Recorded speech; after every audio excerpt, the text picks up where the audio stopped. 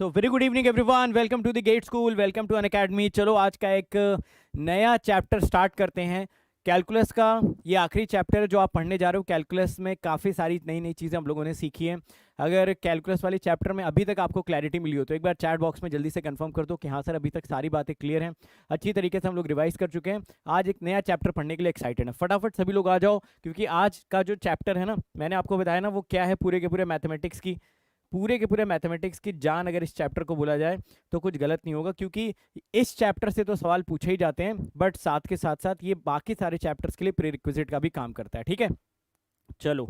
तो अगर सभी को वॉइस वीडियो क्लियर है, एक बार जल्दी से कंफर्म कर दो, हालचाल बता दो सभी लोग, क्या हालचाल है? ठीक ठाक है? पढ़ाई लिखाई चल रही है? ठीक है, ओके, परफेक्ट परफेक्ट। इसके बाद प्रोबेबिलिटी, पहले ये तो हो जाने दो भाई, इसके बाद क्या होगा वो देखा जाएगा। बट अभी एटलीस्ट इसको तो कंप्लीट कर लेते हैं, इंटीग्रेशन को, फिर देखा जाएगा क्या होगा इसके बाद वाला चैप्टर। कैलकुलस का पहला चैप्टर स्टार्ट हुआ था, उसको खत्म करते हैं, उसके बाद देखते हैं क्या होने वाला है। ठीक है, चलो शुरू कर दिया जाए सेशन। जल्दी से लिखो सभी लोग चैट बॉक्स में, स्टार्ट। शुरू कर देते हैं, कॉपी पेन लेकर रेडी रहना। बहुत इंटरेस्टिंग क्लास है, इंजीनियरिंग मैथमेटिक्स आज हम पढ़ने वाले हैं। कैलकुलस है टॉपिक, इंटीग्रेशन स्टार्ट होने वाला है, डेफिनेट इंटीग्रेशन, लेक्चर नंबर है 14। ठीक है, Let me introduce myself. My name is Vishal Soni. I have cleared DSC examination 2 times, 2 बार, 98, 25। बहुत सारे PSUs क्वालिफाई किए, 9+ years ऑफ टीचिंग एक्सपीरियंस है, बहुत सारे बच्चों को मेंटोर किया, और उसके साथ साथ बहुत सारे बच्चे अंडर 100 रैंक ला चुके हैं। ये वॉच मिनट्स तो यार हमारा जो इंटीग्रल कैलकुलस का one of the most important chapter है, विच इज़ डेफिनेट इंटीग्रेशन। इसमें हमें 3 चीज़ें कवर करनी है। सबसे पहले हमको कवर करना है सिंगल इंटीग्रेशन, उसके बाद डबल इंटीग्रेशन, और उसके बाद ट्रिपल इंटीग्रेशन। ये तीनों ही डेफिनेट इंटीग्रेशन का पार्ट है, ये सिंगल इंटीग्रेशन भी, ये डबल इंटीग्रेशन भी, और ये ट्रिपल इंटीग्रेशन भी। पहले आइए कमांड करते हैं सिंगल इंटीग्रेशन वाले टॉपिक के ऊपर। ये जो सिंगल इंटीग्रेशन आपका टॉपिक है ना, इस पे एग्जाम में 3 तरीके के क्वेश्चन आपसे पूछे जाते हैं। कौन से एग्जाम की बात की जा रही है? गेट एग्जाम की बात की जा रही है। ठीक है, तो आप ये मत सोचना कि सर ये इंटीग्रेशन की क्लास करके क्या मैं आईआईटी निकाल सकता हूँ। नहीं भाई, ये वाला इंटीग्रेशन की क्लास करके आप आईआईटी नहीं निकाल सकते हैं। बट क्या सर गेट के सारे क्वेश्चन हो जाएंगे? जी हाँ, गेट के सारे क्वेश्चन हो जाएंगे। गेट में 3 प्रकार के क्वेश्चन आपसे पूछे जाते हैं।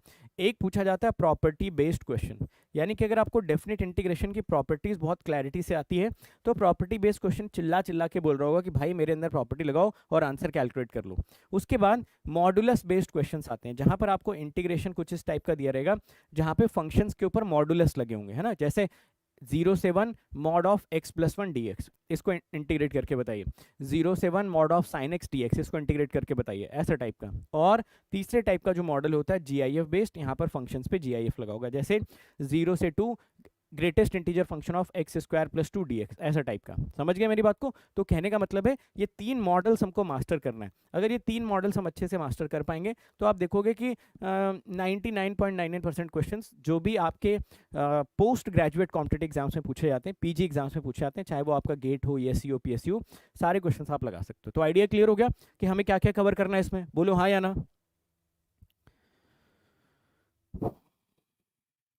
आइडिया क्लियर है। चलो सबसे पहले बात करते हैं हम लोग प्रॉपर्टी बेस्ड क्वेश्चंस की। तो पहले देखते हैं डेफिनेट इंटीग्रेशन होता क्या है। देखो, कोई फंक्शन दे रखा है, कितने लोग ऐसे हैं जो इसको डिफरेंशिएट कर सकते हैं? आप बोलोगे हाँ सर डिफरेंशिएट कर लेंगे, कोई दिक्कत वाली बात इसमें है नहीं। आपने इसको डिफरेंशिएट किया, आपको मिल गया f'(x). ठीक है, मान लो अगर मैं आपसे पूछता कि यार ये जो आपका f'(x) है ना, अगर आप कल को इसको इंटीग्रेट करोगे तो क्या मिल जाएगा? तो आप बोलोगे अगर fx का डिफरेंशिएशन f'(x) था तो इसका इंटीग्रेशन fx होना चाहिए था। आप बोलोगे इस इंटीग्रेशन की वैल्यू आ जाएगी fx, जो लिमिट्स की वैल्यू है वो आप यहाँ पे पुट कर दोगे a से b। देखो क्या ये वैल्यू आपका fb माइनस fa हो जाएगा? बोलो भाई, 100 पहुंचाओ यार अटेंडेंस। ये क्या 89 क्या होता है, नर्वस 90s। अपनी क्लास में भाई अटेंडेंस मिनिमम 100 चाहिए, ठीक है, मिनिमम 100। फटाफट अटेंडेंस पहुंचाओ और आगे बढ़ते हैं। ये बात सबको क्लियर हुई? तो आगे से कभी भी हम डेफिनेट इंटीग्रेशन सॉल्व करेंगे ना, तो हमारा ऑब्जेक्टिव क्या रहेगा? हमारा ऑब्जेक्टिव रहेगा कि भाई इसका इंटीग्रेशन पता होना चाहिए, और अगर इसका इंटीग्रेशन पता है तो हम a to b लिमिट दे रखी है, b की वैल्यू उठाकर यहाँ पर पुट कर देंगे, माइनस का साइन लगाएंगे, और a की वैल्यू उठा के यहाँ पे पुट कर देंगे। तो कुल मिला जुला के ये डेफिनेट इंटीग्रेशन का एक बेसिक ऑब्जेक्टिव है। इतना आइडिया मेरे ख्याल से सबको क्लियर होगा, है ना? ठीक है, प्रॉपर्टीज पर डिस्कशन स्टार्ट कर दिया जाए। बिना किसी देरी के, बिल्कुल कॉम्प्लिकेटेड नहीं रखेंगे। ये चैप्टर को सबसे आसान चैप्टर मैं आपको बना के दिखाऊंगा। जब ये चैप्टर खत्म होगा तो आप बोलोगे सर पूरे मैथमेटिक्स में जितना भी आज तक आपने पढ़ाया उसमें सबसे आसान सर हमको सिंगल डबल ट्रिपल इंटीग्रेशन लगा। ठीक है, ये स्टेटमेंट हमको सेशन खत्म होने के बाद आपसे आपसे खुद ब खुद ये स्टेटमेंट आना चाहिए। ठीक है, तभी मैं मानूंगा कि हाँ मैं अच्छे से आपको पढ़ा पाया, क्योंकि ये सच में बहुत सिंपल है। अननेसेसरी का इसको कॉम्प्लिकेटेड बनाया गया है, बट ये कॉम्प्लिकेटेड है नहीं। चलिए एक एक करके प्रॉपर्टीज का डिस्कशन शुरू करते हैं। प्रॉपर्टी नंबर 1 देखिए, definite integration a to b f x D x, suppose इसको हमें सॉल्व करना है। ठीक है, अगर मैं यहाँ पर ऑर्डर ऑफ इंटीग्रेशन चेंज कर दूँ, b को यहाँ कर दूँ, a को यहाँ पे कर दूँ, तो कितने लोगों को लगता है कि सर फिर आपको यहाँ पर नेगेटिव का साइन लगा के कंपनसेट करना चाहिए। किसी भी डेफिनेट इंटीग्रेशन में अगर इंटीग्रेशन की लिमिट मैं चेंज करता हूँ तो बाहर आपको एक नेगेटिव का साइन आता हुआ दिख जाना चाहिए। सही बात है, परफेक्ट। तो पहला पॉइंट सबको अच्छी तरीके से क्लियर हो गया। पॉइंट नंबर 2, ठीक है, point number 2, first property I think सबको अच्छे से क्लियर है। आइए सेकंड प्रॉपर्टी की तरफ बढ़ा जाए। सेकंड प्रॉपर्टी में बोला जा रहा है कि अगर किसी आप इंटीग्रेशन को सॉल्व करते हो a to b f x D x आपको दिखता है। ठीक है, तो इस इंटीग्रेशन को ना आप कई हिस्सों में ब्रेक कर सकते हो। जैसे मैं इसको लिख सकता था a to c f x D x plus c to b f x D x, ऐसा मैं इसको लिख सकता था। ठीक है, यहाँ पर ध्यान देने वाली बात यह है कि ये जो c होना चाहिए ये a से b के बीच में होना चाहिए। भाई तभी तो आप उसको ब्रेक करोगे। अगर ये लिमिट है 0 से 5 तो आप इसको लिख लो 0 से 3, 3 से 5, है ना। तो अगर आप इंटीग्रेशन की लिमिट को देख पा रहे हो कि भाई लिमिट मेरी a से b है, तो a से b के बीच का कोई भी नंबर उठा के उस नंबर के दौरान आप अपने इंटीग्रेशंस को ब्रेक कर सकते हो। मोस्टली ये प्रॉपर्टीज आप GIF बेस्ड क्वेश्चंस में ज़्यादा यूज़ करोगे। कैसे क्वेश्चंस में ज़्यादा यूज़ करोगे? GIF बेस्ड क्वेश्चंस में आप देखना कि आप अपने इंटीग्रेशन को उसमें पीस वाइज उसको ब्रेक करने की कोशिश करोगे। बट इस बात का ध्यान रखना कि ये प्रॉपर्टी तभी वैलिड होती है या तभी हम यूज़ कर सकते हैं जब ये c वाला जो वैल्यू है ना वो a और b के बीच में लाई कर रहा हो। ठीक है भाई साहब, आगे बढ़ सकते हैं। दोनों प्रॉपर्टीज बहुत सिंपल है, इजी टू डाइजेस्ट है। ठीक है, चलो थर्ड पे आ जाओ। सारा डर निकालते हैं इस टॉपिक का। ठीक है, इस टॉपिक का सारा डर आज यहीं पे निकालते हैं। चलो ये देखो, अगर किसी इंटीग्रेशन की दोनों लिमिट्स आपको सेम दिख जाए तो इसका आंसर कौन बताएगा? बताओ बताओ फटाफट। अगर किसी इंटीग्रेशन की दोनों लिमिट्स आपको सेम दिख जाए तो इस इंटीग्रेशन की वैल्यू कितनी आनी चाहिए? आप बोलोगे सर 0। किसी भी इंटीग्रेशन की अगर दोनों लिमिट सेम आती है तो उस इंटीग्रेशन का आंसर हमेशा हो जाना चाहिए 0। इंटीग्रेशन ऑफ साइन एक्स अगर मैं लिमिट पुट कर दूं पाई से पाई तो आंसर हमेशा आपको क्या मिल जाएगा? 0 आंसर मिलना चाहिए। पहली 3 प्रॉपर्टीज कभी भूलोगे? आप बोलोगे नहीं सर पहली 3 प्रॉपर्टीज तो कभी नहीं भूलेंगे। आ जाओ आज की क्लास की सबसे इंपॉर्टेंट प्रॉपर्टी के ऊपर, जो कि आपसे ऐसे क्वेश्चंस लगवाएगा जिसमें आप कुछ नहीं सोच पाओगे। ठीक है, तो ये प्रॉपर्टी देखो क्या बोल रही है। ये प्रॉपर्टी बोल रही है कि सपोज अगर कोई इंटीग्रेशन हम सॉल्व कर रहे हैं a to b f x D x type का, ठीक है, और हमने देखा कि यार ये जो पर्टिकुलर इंटीग्रेशन है, इस पर्टिकुलर इंटीग्रेशन में ये जो एफ एक्स आपको दिख रहा है ना, ये जो एफ एक्स आपको दिख रहा है, इस एफ एक्स को अगर मैं रिप्लेस कर देता हूँ किससे? a to b f of a plus B minus x से। ठीक है, इस पूरे फंक्शन को रिप्लेस कर दिया गया, इन दोनों लिमिट्स को जोड़ा माइनस एक्स से, तो ऐसा क्लेम किया जा रहा है कि इंटीग्रेशन की वैल्यू चेंज नहीं होगी। ठीक है, one of the most important properties of definite integration, इसको भी मैं स्टार मार्क करना चाहूँगा और साथ के साथ आपको ये भी बताना चाहूँगा कि इस प्रॉपर्टी का आपको यूजेस कहाँ पर देखने को मिलेंगे मोस्टली। ठीक है, हर एक प्रॉपर्टी के साथ ना उनके यूजेस के बारे में भी हम लोग चर्चा करते हुए चलेंगे कि भाई उसका क्या यूज़ हो सकता है या फिर किस तरीके के पॉसिबल क्वेश्चंस में आप लोग उसको एक्सपेक्ट कर सकते हो।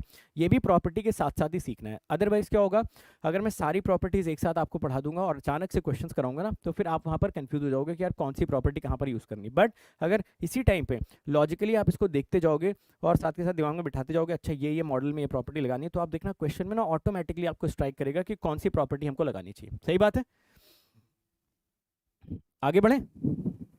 चलो आगे बढ़ते हैं। आ जाओ जरा यहाँ पर ध्यान से देखो कहाँ कहाँ पर आप इस प्रॉपर्टी को यूज़ करोगे। ठीक है, दो मैं आपको केसेस बता देता हूँ। वैसे तो बहुत सारी जगह पर यूज़ होता है बट दो पॉपुलर हिंट्स आपको मिल सकते हैं क्वेश्चंस में। ठीक है, केस 1 देखो, यहाँ पर सपोज मैं एक इंटीग्रेशन यहाँ से सॉल्व करना चाहता हूँ। ये हो गया a to b f x D x. ठीक है, मैंने इसको ऑब्जर्व किया और मैंने पाया यार यहाँ पर कुछ समझ में नहीं आ रहा है। जैसे कि हो सकता है कि ये एक ऐसा इंटीग्रेशन हो जिसकी वैल्यू आपको डायरेक्ट याद हो, जैसे यहाँ पर एक्स स्क्वायर लिखा हो, एक्स क्यूब लिखा हो, साइन एक्स लिखा हो, कॉस एक्स लिखा हो, जिसके इंटीग्रेशन आपको आते हो। बट सपोज यहाँ पर कोई ऐसा फंक्शन लिखा हुआ है जिसका कि इंटीग्रेशन में हमें कुछ भी स्ट्राइक नहीं कर रहा है, कोई हमें ट्रांसफॉर्मेशन भी स्ट्राइक नहीं कर रहा है। कई बार ऐसा होता है हम साइन एक्स को टी मानते हैं, ऊपर cos x D x D T से रिप्लेस हो जाता है और वो पूरा का पूरा वाइप आउट हो जाता है। मतलब कि ना तो यहाँ पर हम इस फंक्शन को डायरेक्टली इंटीग्रेट कर पा रहे हैं, ना ही कोई ट्रांसफॉर्मेशन टेक्निक के बारे में सोच पा रहे हैं। जब भी आपको क्वेश्चन में ऐसा दिखे आप इमीडिएटली एक दूसरा आई यहाँ से कैलकुलेट किया करो। दूसरा आई जब आप कैलकुलेट करोगे तो मिलेगा आपको A plus B minus x D X. बताइए क्या ये अगर आई है तो इसको भी आप आई बोलोगे? हाँ, आप देखना कि मोस्ट ऑफ द क्वेश्चंस में, है ना, सारे क्वेश्चंस में नहीं बोल रहा हूँ, इस वजह से इफ वर्ड यूज कर रहा हूँ, मोस्ट ऑफ द क्वेश्चंस में आप पाएंगे कि जो आपका f of A plus B minus x है ना, वो आपका माइनस एफ एक्स के बराबर हो जा रहा है। ठीक है ना, मोस्ट ऑफ द क्वेश्चंस में। कि अगर ऐसा होता है तो क्या यहाँ पर जो आपको आई दिख रहा है इसको मैं ऐसा लिख सकता था, ए टू बी, ये हो जाएगा minus f x D x. ठीक है, अगर इसको मैं इक्वेशन 1 बोलूँ और इसको इक्वेशन 2 बोलूँ और इन दोनों को अगर मैं आपस में ऐड करूँ तो बताओ क्या 2i की वैल्यू 0 हो जाएगी? बोलो यार। 1 + 2 को आपने जोड़ा तो यहाँ से 2i आपको 0 मिल जाएगा, यानी कि i की वैल्यू आपको 0 मिल जाएगी। तो ये एक बहुत बड़े ऐसे सेट ऑफ क्वेश्चंस होंगे जहाँ पर हमको कुछ स्ट्राइक नहीं कर रहा क्वेश्चन देख के, समझ रहे हो, बिल्कुल दिमाग की बत्ती गुल हो गई। जैसे ही आपको लगे कि यार कुछ समझ में नहीं आ रहा, दिमाग की बत्ती गुल हो रही, आप x को इमीडिएटली किससे रिप्लेस कर दीजिए, a + b - x से। 2i क्रिएट कर लो। 99.99% में क्वेश्चन में देखना कि ये a + b - x minus f x के बराबर हो जाएगा। दोनों को जोड़ोगे i की वैल्यू 0 आ जाएगी। ठीक है, चलो पहला केस सबको समझ आ गया, क्या करना है हमको? सेकंड केस आपको समझाऊं। हर प्रॉपर्टी के साथ उसका एप्लीकेशन भी साथ में सीखते हुए चलेंगे, यही है बेस्ट तरीका डेफिनेट इंटीग्रेशन पढ़ने का। सारी प्रॉपर्टी पढ़ के एक साथ क्वेश्चन लगाएंगे, डेफिनेट इंटीग्रेशन हमेशा कॉम्प्लिकेटेड लगेगा। अभी आप देखना आज आपको डेफिनेट इंटीग्रेशन कितना आसान लगता है। ठीक है, आज क्लास जब खत्म होगी तो आप मुझे बताना कि सर डेफिनेट इंटीग्रेशन तो आप सीधा स्ट्राइक कर रहा है क्वेश्चन देख कर ही। केस 2 में देखो ऐसे बहुत सारे क्वेश्चंस आते हैं ना, ऐसे बहुत सारे क्वेश्चंस आते हैं जिनका फॉर्मेट ऐसा कुछ होता है, a to b x f x, ऐसा टाइप का फॉर्मेट होगा।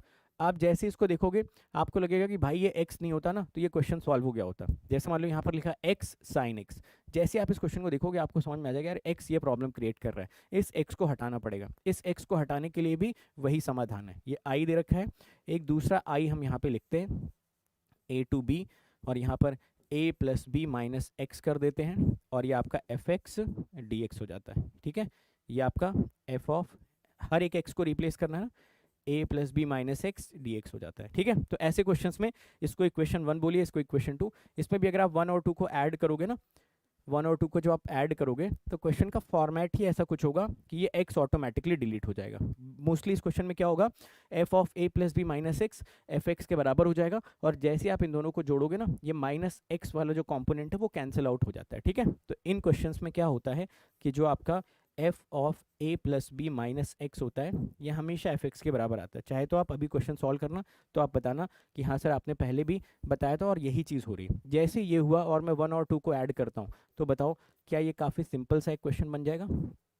2a = a to b a + b, ये तो कांस्टेंट है बाहर ले लेना, एफ एक्स का इंटीग्रेशन आपको पहले से ही आता था और ये हो गया dx के बराबर। तो some very very important conclusion related to this property. अगर किसी क्वेश्चन में कुछ समझ में नहीं आता है तो भी हम लोग सेम चीज़ करेंगे, i = x की जगह पर a + b - x रिप्लेस कर दीजिए। और अगर ऐसे क्वेश्चन सारे के सारे जहाँ पर ये बाहर वाला x तंग कर रहा हो, ये प्रॉब्लम क्रिएट कर रहा हो, ये अगर ना होता तो एफ एक्स को आप इमीडिएटली इंटीग्रेट कर देते। तो इस x को हटाने का भी एक तरीका यही होता है, प्रॉपर्टी नंबर 4।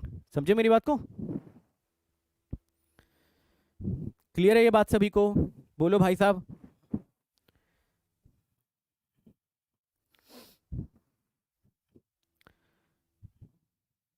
ओके, देखो कैलकुलस का अगर अभी तक वाला पड़ाव आपने पार कर लिया है, कैलकुलस का अगर अभी तक वाला पड़ाव आपने पार कर लिया है तो ये तो बहुत आसान है, कुछ भी नहीं। और जिन लोगों ने अभी तक लीनियर अलजेब्रा भी नहीं पढ़ा, ठीक है, सो रहे तो जो लोग अभी तक, जो लोग एप्लीकेशन, जो लोग limit, continuity, differentiability, partial application of derivative भी नहीं पढ़ पाए, वो लोग भी जो सो रहे थे वो यहाँ से भी नई शुरुआत कर सकते हो। ठीक है, बट इसके बाद आप कभी नहीं देखोगे कि मैं ये बोलूँगा प्रोबेबिलिटी से पहले कि आप यहाँ से स्टार्ट कर सकते हो, क्योंकि हर चैप्टर में फिर प्रीरिक्विजिट्स आ जाएंगे पिक्चर में। परफेक्ट, ठीक है। तो नोट 1 नोट 2 तो मैंने आपको करवा ही दिया। कितनी प्रॉपर्टी हो गई थी अपनी? 4 प्रॉपर्टी हो गई, 4 या 5? 4 हो गई ना। चलो प्रॉपर्टी नंबर 5 पे आ जाओ। प्रॉपर्टी नंबर 5, हर एक प्रॉपर्टी को गौर से नोटिस करना। प्रॉपर्टी नंबर 5 तो यार बिल्कुल फालतू की प्रॉपर्टी है, ठीक है। जैसे आप लोग अपने पापा के पैसे पे मज़े करते हो, वैसे ये वाली प्रॉपर्टी भी फोर्थ वाली प्रॉपर्टी के नाम पे मज़े कर रही है और कुछ नहीं, ठीक है। ये बोल रहा है कि भाई इसकी value 0 to a f of a minus x D x होती है। तो यार इसमें कौन सी बड़ी बात है ये तो हम अभी अभी पढ़ के आ रहे हैं ना। तो ये बिल्कुल ही फालतू की प्रॉपर्टी है, ठीक है। प्रॉपर्टी नंबर 5 फालतू की प्रॉपर्टी है, इसको आप नहीं भी याद करोगे चलेगा, बट होती है तो मैंने लिख दिया। और ये कहीं ना कहीं लास्ट वाली प्रॉपर्टी से ही मिलती जुलती है, तो इसमें कोई बहुत बड़ी बात नहीं। Okay perfect. तो ये भी अपने पापा के पैसे पे क्या कर रहा है, मज़े कर रहा है ये भी। चलो प्रॉपर्टी नंबर 6 पे आ जाओ। Property number 6। अच्छा, आप लोग पापा के पैसे पे मज़े करते हो या नहीं करते हो? मज़े करने का मतलब मूवी देखना और पिज़्ज़ा ऑर्डर करना और दोस्तों को पार्टी देना और एंजॉय करना, ठीक है। वीकेंड वाली पार्टियां करना।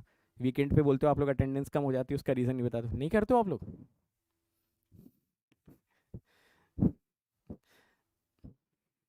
तब किसके पैसे पे करते हो? खुद तो कमाते नहीं हो। करते होगे शायद, अच्छे बच्चे बन रहे होगे आज आप लोग, ठीक। तो मैं ये कहना चाहता था कि अगर आप को मज़े करने हैं ना, तो पापा के ही पैसे पे कर लो, अपने पैसे पे तो कर नहीं पाओगे, ठीक है। उसका रीज़न मैं आपको आधे घंटे बाद बताता हूँ, ठीक है। अपने पैसे में मज़े क्यों, मैं ये नहीं बोल रहा हूँ कि आप कोई पैसे कमा नहीं पाओगे या आपकी जॉब नहीं लगेगी या कुछ ऐसा। लगेगी, जॉब भी लगेगी, पैसे भी कमाओगे बहुत अच्छी तरीके से, बट इन्जॉय क्यों नहीं कर पाओगे ये आधे घंटे बाद आपको समझाता हूँ, 6 बजे बताता हूँ, ठीक है। चलो पहले आते हैं प्रॉपर्टी नंबर 6 पे। पहली 5 प्रॉपर्टी सबको क्लियर हुई? 6 बजे आपको बता दूँ, बहुत इंटरेस्टिंग फैक्ट है उसके पीछे। 6 बजे तक उसका इंतजार करिए उसके लिए, ठीक है। चलो प्रॉपर्टी नंबर 6 पर आते हैं। प्रॉपर्टी नंबर 6 देखो क्या बोल रहा है। ये बोल रहा है कि सपोज अगर आपको आज के बाद कभी ऐसा इंटीग्रेशन दिखता है, ठीक है, कभी भी आज के बाद अगर आपको ऐसा इंटीग्रेशन दिखा जिसकी लिमिट्स आपको सिमेट्रिकल दिख रही है, सिमेट्रिकल का मतलब हो गया माइनस ए से ए के बीच में, कभी भी ऐसा क्वेश्चन आए तो आपका सबसे पहला काम होना चाहिए इस एफएक्स को पकड़ के इसका इवन और नेचर चेक करना। कुछ भी करने से पहले, कितना भी इंपॉर्टेंट काम कर रहे हो उसको छोड़ छाड़ के सबसे पहले आपको ये चेक करना है कि ये फंक्शन आपका इवन है या फिर ये फंक्शन आपका ऑड है। तो एग्जामिनर ऐसे ही हिंट देगा आपको, है ना, वो सिमेट्रिकल लिमिट डाल देगा और आपसे बोलेगा निकालो, तो आप इमीडिएटली चेक करना, ठीक है। तो ऑब्वियसली आप चेक करने जाओगे, सपोज आपने यहाँ पर चेक करा और आपने पाया कि f ऑफ माइनस एक्स रखने पर ये वैल्यू आपको एफ एक्स के बराबर दिख रही है, ठीक है। तो इसका मतलब इसका नेचर इवन निकल के आ गया फंक्शन का, और फंक्शन का नेचर अगर इवन निकल के आ गया तो ये लिमिट पूरा माइनस ए से कैलकुलेट करने की ज़रूरत नहीं है, 0 से ए कैलकुलेट कर लो, ठीक है। इस इंटीग्रेशन को सॉल्व कर लो और उसको दुगना कर लेना, है ना। आप ये भी बोल सकते हैं कि सर माइनस ए से 0 के बीच में हम लोग इसको सॉल्व कर लेते हैं और 2 से मल्टीप्लाई कर देते हैं, तो ऐसा भी आप कर सकते हो, समझे मेरी बात को। आप चाहें तो इसको 0 से ए कैलकुलेट करके 2 से मल्टीप्लाई कर लें, या माइनस ए से 0 करके 2 से आप मल्टीप्लाई कर लेना इसको, समझे मेरी बात को।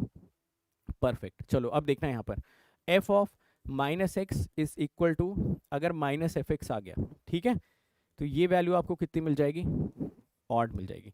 जैसे ये वैल्यू ऑड मिलेगी ना, बिल्कुल टेंशन मत लेना, सीधे इस आई की वैल्यू उठा के 0 रख देना, ठीक है। तो ऐसे एग्जाम में बहुत बार क्वेश्चंस पूछे गए जहां पर ये अंदर वाले एफेक्ट्स को ना बहुत कॉम्प्लिकेटेड बना के देगा, आपको इसकी देख के हालत खराब हो जाएगी, बट जैसे लिमिट सिमेट्रिकल दिखे आपको थोड़ा सा इमीडिएटली कॉन्फिडेंस आना चाहिए कि यार ये पक्का इवन ऑड वाला क्वेश्चन होगा। इवन तो आएगा नहीं, 99.9 ऑफ द केसेस में ये ऑड ही बनेगा, और जैसे ही आप ऑड जज करना आंसर इमीडिएटली क्या कर देंगे, 0 कर देंगे। समझे आप मेरी बात को?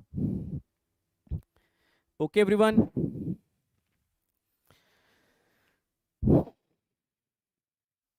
छठी प्रॉपर्टी कितने लोगों को समझ में आई? आ गई समझ में? चलो ये देखो क्या लिखा हुआ है, ये देखो, ये बोल रहा है कि अगर आपको कभी कोई ऐसा फंक्शन दिखता है, ठीक है, ये इसकी लिमिट पे मत जाओ, ये बोल रहा है कोई ऐसा फंक्शन दिखता है जिसमें रिपीटेटिव टर्म्स यूज हो रहे हो, कोई ऐसा फंक्शन दिखता है जिसमें रिपीटेटिव टर्म्स यूज हो रहे हों, तो आप क्या करना, वहाँ पर ट्रांसफॉर्मेशन यूज़ कर देना, और जैसे ही आप ट्रांसफॉर्मेशन यूज़ करोगे ना, इसकी जो असिमेट्रिकल लिमिट है 0 से a, ये सिमेट्रिकल में कन्वर्ट हो जाएगी। ठीक है, आ गया सबको समझ में अच्छी तरीके से ये प्रॉपर्टी? बोलो, ये क्या समझ में आ गया? कुछ समझ में नहीं आया, पता नहीं क्या बोल रहे हो आप। कह रहे हो कि एफ एक्स को देख लेना, कोई रिपीटेटिव टर्म होगी, उसको ट्रांसफॉर्म कर देना तो असिमेट्रिकल लिमिट सिमेट्रिकल में कन्वर्ट हो जाएगी। कुछ समझ में नहीं आया सर, क्या आपने बोल दिया? नहीं समझ में आया ना? आइए आपको समझाता हूँ, मुझे भी समझ में नहीं आया ये क्या लिखा हुआ है। ठीक है, तो आपको एक एग्जांपल देता हूँ, उसके बाद वापस से इस वाली स्लाइड पे आते हैं, फिर देखते हैं कि क्या समझ में आ रहा है कि नहीं आ रहा है। आइए देखिए। ठीक है, मुझे भी समझ में नहीं आया क्या लिख दिया गया यहाँ पर। चलो ज़रा ध्यान से देखिएगा, ध्यान से देखिएगा मेरी बात को, मैं क्या कहने की कोशिश कर रहा हूँ।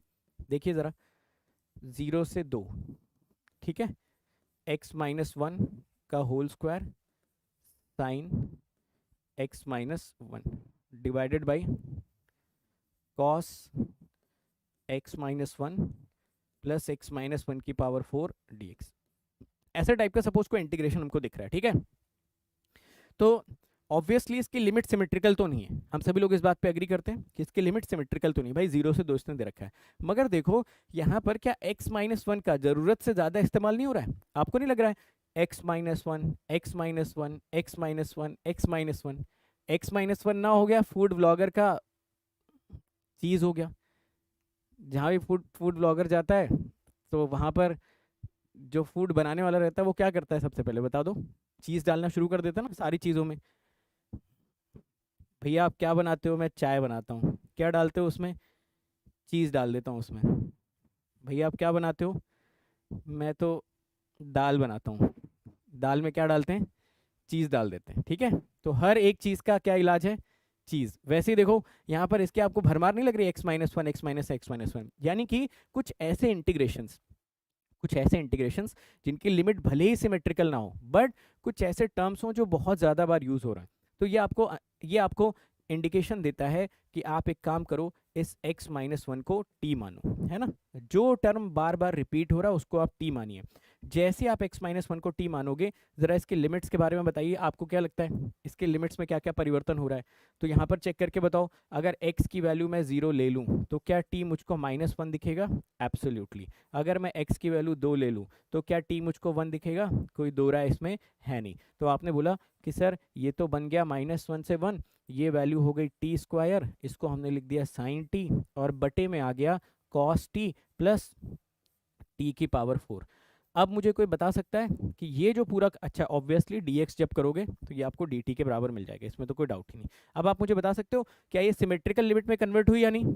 आप बोलोगे जी हाँ सर, -1 से 1 सिमेट्रिकल लिमिट में कन्वर्ट हो गई। तो क्या इमीडिएटली आप ये चेक करोगे कि ये अंदर वाला जो पूरा का पूरा फंक्शन है ये इवन है या ऑड है? जरा चेक करके बता दो। ये था आपका f of t is equal to t square sine t divided by cos t plus t की पावर 4। आप बोलोगे टी की जगह पे बस -t डाल के देखते हैं। टी की जगह पे -t डाल के आपने देखा, ये बचा टी स्क्वायर साइन टी, इसका एक साइन बाहर माइनस के तौर पर आ गया, ये बचा कॉस टी प्लस टी की पावर 4। यहाँ से क्या आप सभी लोग देख पा रहे हो कि एफ ऑफ -t -ft के बराबर आ रहा था?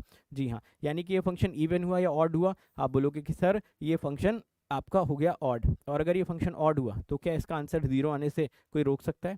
जी नहीं, है ना? तो विच मीन्स बहुत सारे ऐसे क्वेश्चंस होंगे जहां पर तो एग्जामिनर खुद आपको सिमेट्रिकल लिमिट दे देगा। समझे आप मेरी बात को? खुद सिमेट्रिकल लिमिट दे देगा, आराम से आप सॉल्व करते रहो। बट कुछ क्वेश्चंस में वो सिमेट्रिकल नहीं देगा, है ना? किसका इस्तेमाल करेगा वो? चीज़ का। एक टर्म को इतनी बार यूज कर देगा ना कि वो आपसे बोलेगा चिल्ला चिल्ला के कि भाई तुम इस x-1 को t मानो, क्वेश्चन अपने आप सॉल्व हो जाएगा। समझे मेरी बात को? आगे बढ़ा जाए। अरे भाई करने को तो बहुत सारे तरीके से कर सकते हैं, बट मैं क्या बोल रहा हूँ कि हमें क्या थॉट प्रोसेस बिल्ड करना चाहिए किसी क्वेश्चन को देख के। एक ही क्वेश्चन को 50 तरीके से कर सकते हो आप, बट हर क्वेश्चन को करने के कुछ रेलिवेंट तरीके होते हैं, कुछ रेलिवेंट मेथड्स होते हैं, कुछ हमें थॉट प्रोसेस उसी के अकॉर्डिंग बिल्ड करना है। समझ गए? करने को तो कर ही सकते थे 2 + 1 - x करके, फिर देख लेते वो i होता, वो -i हो जाता। बट मैंने बोला कि अगर ऐसा कोई एक्सप्रेशन है जहाँ पर टर्म्स रिपीटेटिवली यूज हो रहे हैं तो इट इज़ ऑलवेज बेटर कि हम वहाँ पर इवन ऑड वाले कंसेप्ट को ढूंढें। बिल्कुल कर सकते हैं। समझ गए? आप लोगों ने कभी निकोला टेस्ला का नाम सुना हुआ? निकोला टेस्ला का नाम सुना आपने कभी? निकोला टेस्ला एक ऐसे इंसान थे जो दुनिया के किसी भी इनडेफिनिट इंटीग्रेशन को, इनडेफिनिट इंटीग्रेशन की बात कर रहा हूँ, दुनिया का कोई भी इनडेफिनिट इंटीग्रेशन दे दो, वो अपने दिमाग में सोच के with in the fraction of seconds उसका आंसर बता देते थे। समझे मेरी बात को? और उनके पास एक इनडेफिनिट इंटीग्रेशन को सॉल्व करने के बहुत सारे मल्टीपल मेथड्स होते थे। तो जब जब वो मेरे ख्याल से शायद वो स्लोवाकिया कंट्री से बिलोंग करते थे, मैं भूल रहा हूँ, मगर जब वो अपने स्कूल वगैरह में पढ़ा करते थे ना, तो वहाँ पे जो उनके टीचर्स थे वो बड़े हैरान होते थे कि यार ये डेफिनेट इंटीग्रेशन का क्वेश्चन कैसे, मैं इधर लिख के पलट रहा हूँ और ये आंसर बता दे रहा है। तो उन लोगों को लगता था कि ये आंसर रट के बैठा हुआ है। तो वो लोग क्या करते थे क्लास में ना, डेटा उल्टा सीधा चेंज कर देते थे। साइन एक्स लिखा होता था, इसको क्यूब कर देते थे, इसको यहाँ पर कॉस लिखा होता था, इसको टैन कर देते और बोलते थे आंसर बताओ, फिर फ्रैक्शन ऑफ सेकंड में आंसर मिल जाया करता था।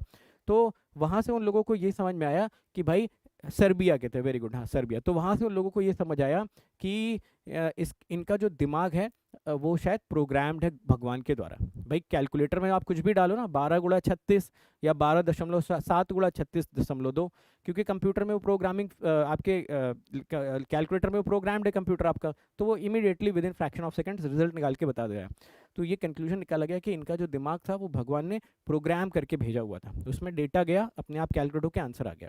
तो ऐसे बहुत सारे लोग होते हैं जिनका दिमाग प्रोग्राम्ड होता है, बट ये दुनिया के ऐसे इंसान थे इकलौते जो किसी भी इंटीग्रेशन को with in fraction of second solve कर देते थे। समझे? तो मेरे कहने का मतलब ये है कि भाई हम लोग तो वो है नहीं, है ना, हम लोग तो छोटे मोटे लोग हैं, कहीं से पढ़ लिया, आपको पढ़ा रहे हैं और रोजी रोटी चला रहे हैं, तो हम उस कैटेगरी में फॉल करते हैं। तो हमें हर एक चीज़ का कहीं ना कहीं पे कुछ ना कुछ तोड़ ढूंढना पड़ेगा कि अच्छा ये आ रहा है तो ऐसे करना है, ये आ रहा है तो ऐसे करना है। टेस्ला तो है नहीं हम, तो हमें कुछ ना कुछ तोड़ ढूंढना पड़ेगा कि क्वेश्चन कैसे तोड़ा जाए। ओके, समझे मेरी बात को? रामानुजन जी की स्टोरी किसी और दिन आपको बताऊंगा, उनकी अलग टाइप की एक्सपर्टीज थी, है ना, वो भी किसी भगवान से कम नहीं थे, मगर उनकी भी अलग टाइप की एक्सपर्टीज थी। चलिए खैर, आप मुझे बताइए ये वाली प्रॉपर्टी सबको अगर अच्छे से समझ में आ गई तो प्रॉपर्टी नंबर 8 की तरफ, नहीं प्रॉपर्टी नंबर 7 की तरफ बढ़ते हैं। आइए प्रॉपर्टी नंबर 7 की तरफ हम लोग बढ़ते हैं। प्रॉपर्टी नंबर 7 यार बहुत इंटरेस्टिंग प्रॉपर्टी है, ठीक है, one of the most interesting properties. इसको थोड़ा ध्यान से समझ लेना। जैसे मान लो हमारे पास कोई फंक्शन दे रखा है 0 से 2a fx dx, ठीक है ना, ओके। अब हमारा मन है कि इस 2 को उठा के हम बाहर लेके आना चाहते हैं, ठीक है ना, इस 2 को उठा के बाहर लेके आना चाहते हैं। तो अगर हम इस 2 को उठा के बाहर लेके आना चाहते हैं तो हमारा क्या थॉट प्रोसेस होना चाहिए? हम सबसे पहले चेक करेंगे f of 2a minus x equal to f x. अगर ये बराबर है तो आप क्या कर सकते थे ना, इस 2 को उठा के बाहर ले आओ, ये हो जाएगा 0 से a F x D x. समझे? और अगर मान लो आपका f of 2a minus x minus f x के बराबर आ गया तो सीधा इसका आंसर 0 हो जाएगा। Very very important property. और ये प्रॉपर्टी जो होगी ना, ये आपकी कैसे क्वेश्चंस में यूज होगी थोड़ी देर में समझाता हूँ, बट पहले इस प्रॉपर्टी का थोड़ा सा आपको ना एक्सटेंशन भी बताने की कोशिश करता हूँ कि प्रॉपर्टी कैसे एक्सटेंड होती जाएगी। जैसे ये 0 से 2a था, ये हो गया एफ एक्स डी एक्स, ठीक है, 0 से 2a F x D x.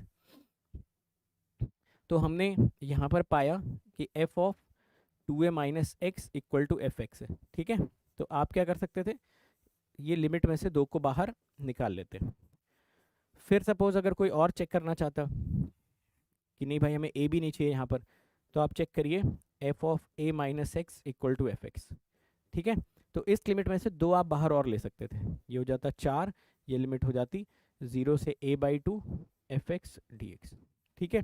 फिर मान लो कोई है जो इस a/2 से भी सेटिस्फाइड नहीं है, ठीक है, वो बोलता और मुझे 2 चाहिए, तो फिर आप f of a/2 minus x equal to f x आपने निकाला, ये बाहर ले लो, 8 हो जाएगा, 0 से a/4 F x D x, है ना, ये इसका एक्सटेंशन होता है। कैसे टाइप के क्वेश्चंस में ये प्रॉपर्टी ज़्यादा यूज होती है वो भी आपको समझाने की कोशिश करता हूँ। एक्सटेंशन क्लियर हो गया सभी को?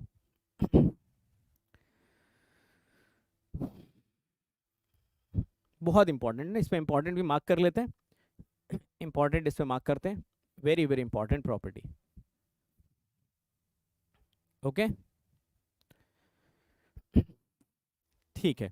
अब देखिए इसके बाद ही आप पढ़ने वाले हो, प्रॉपर्टी नंबर 9 पे हम लोग जाने वाले हैं, बट उस पर जाने से पहले मैं आपको बता देता हूँ, थोड़ी देर में ना आपके पास ऐसे क्वेश्चंस करने का डायरेक्ट शॉर्टकट होगा, थोड़ी देर के बाद, थोड़ी देर का मतलब बस 2 मिनट के बाद, ठीक है। ऐसे क्वेश्चंस आ गए या फिर ऐसे क्वेश्चंस आ गए, ओके, या फिर ऐसे क्वेश्चंस आ गए,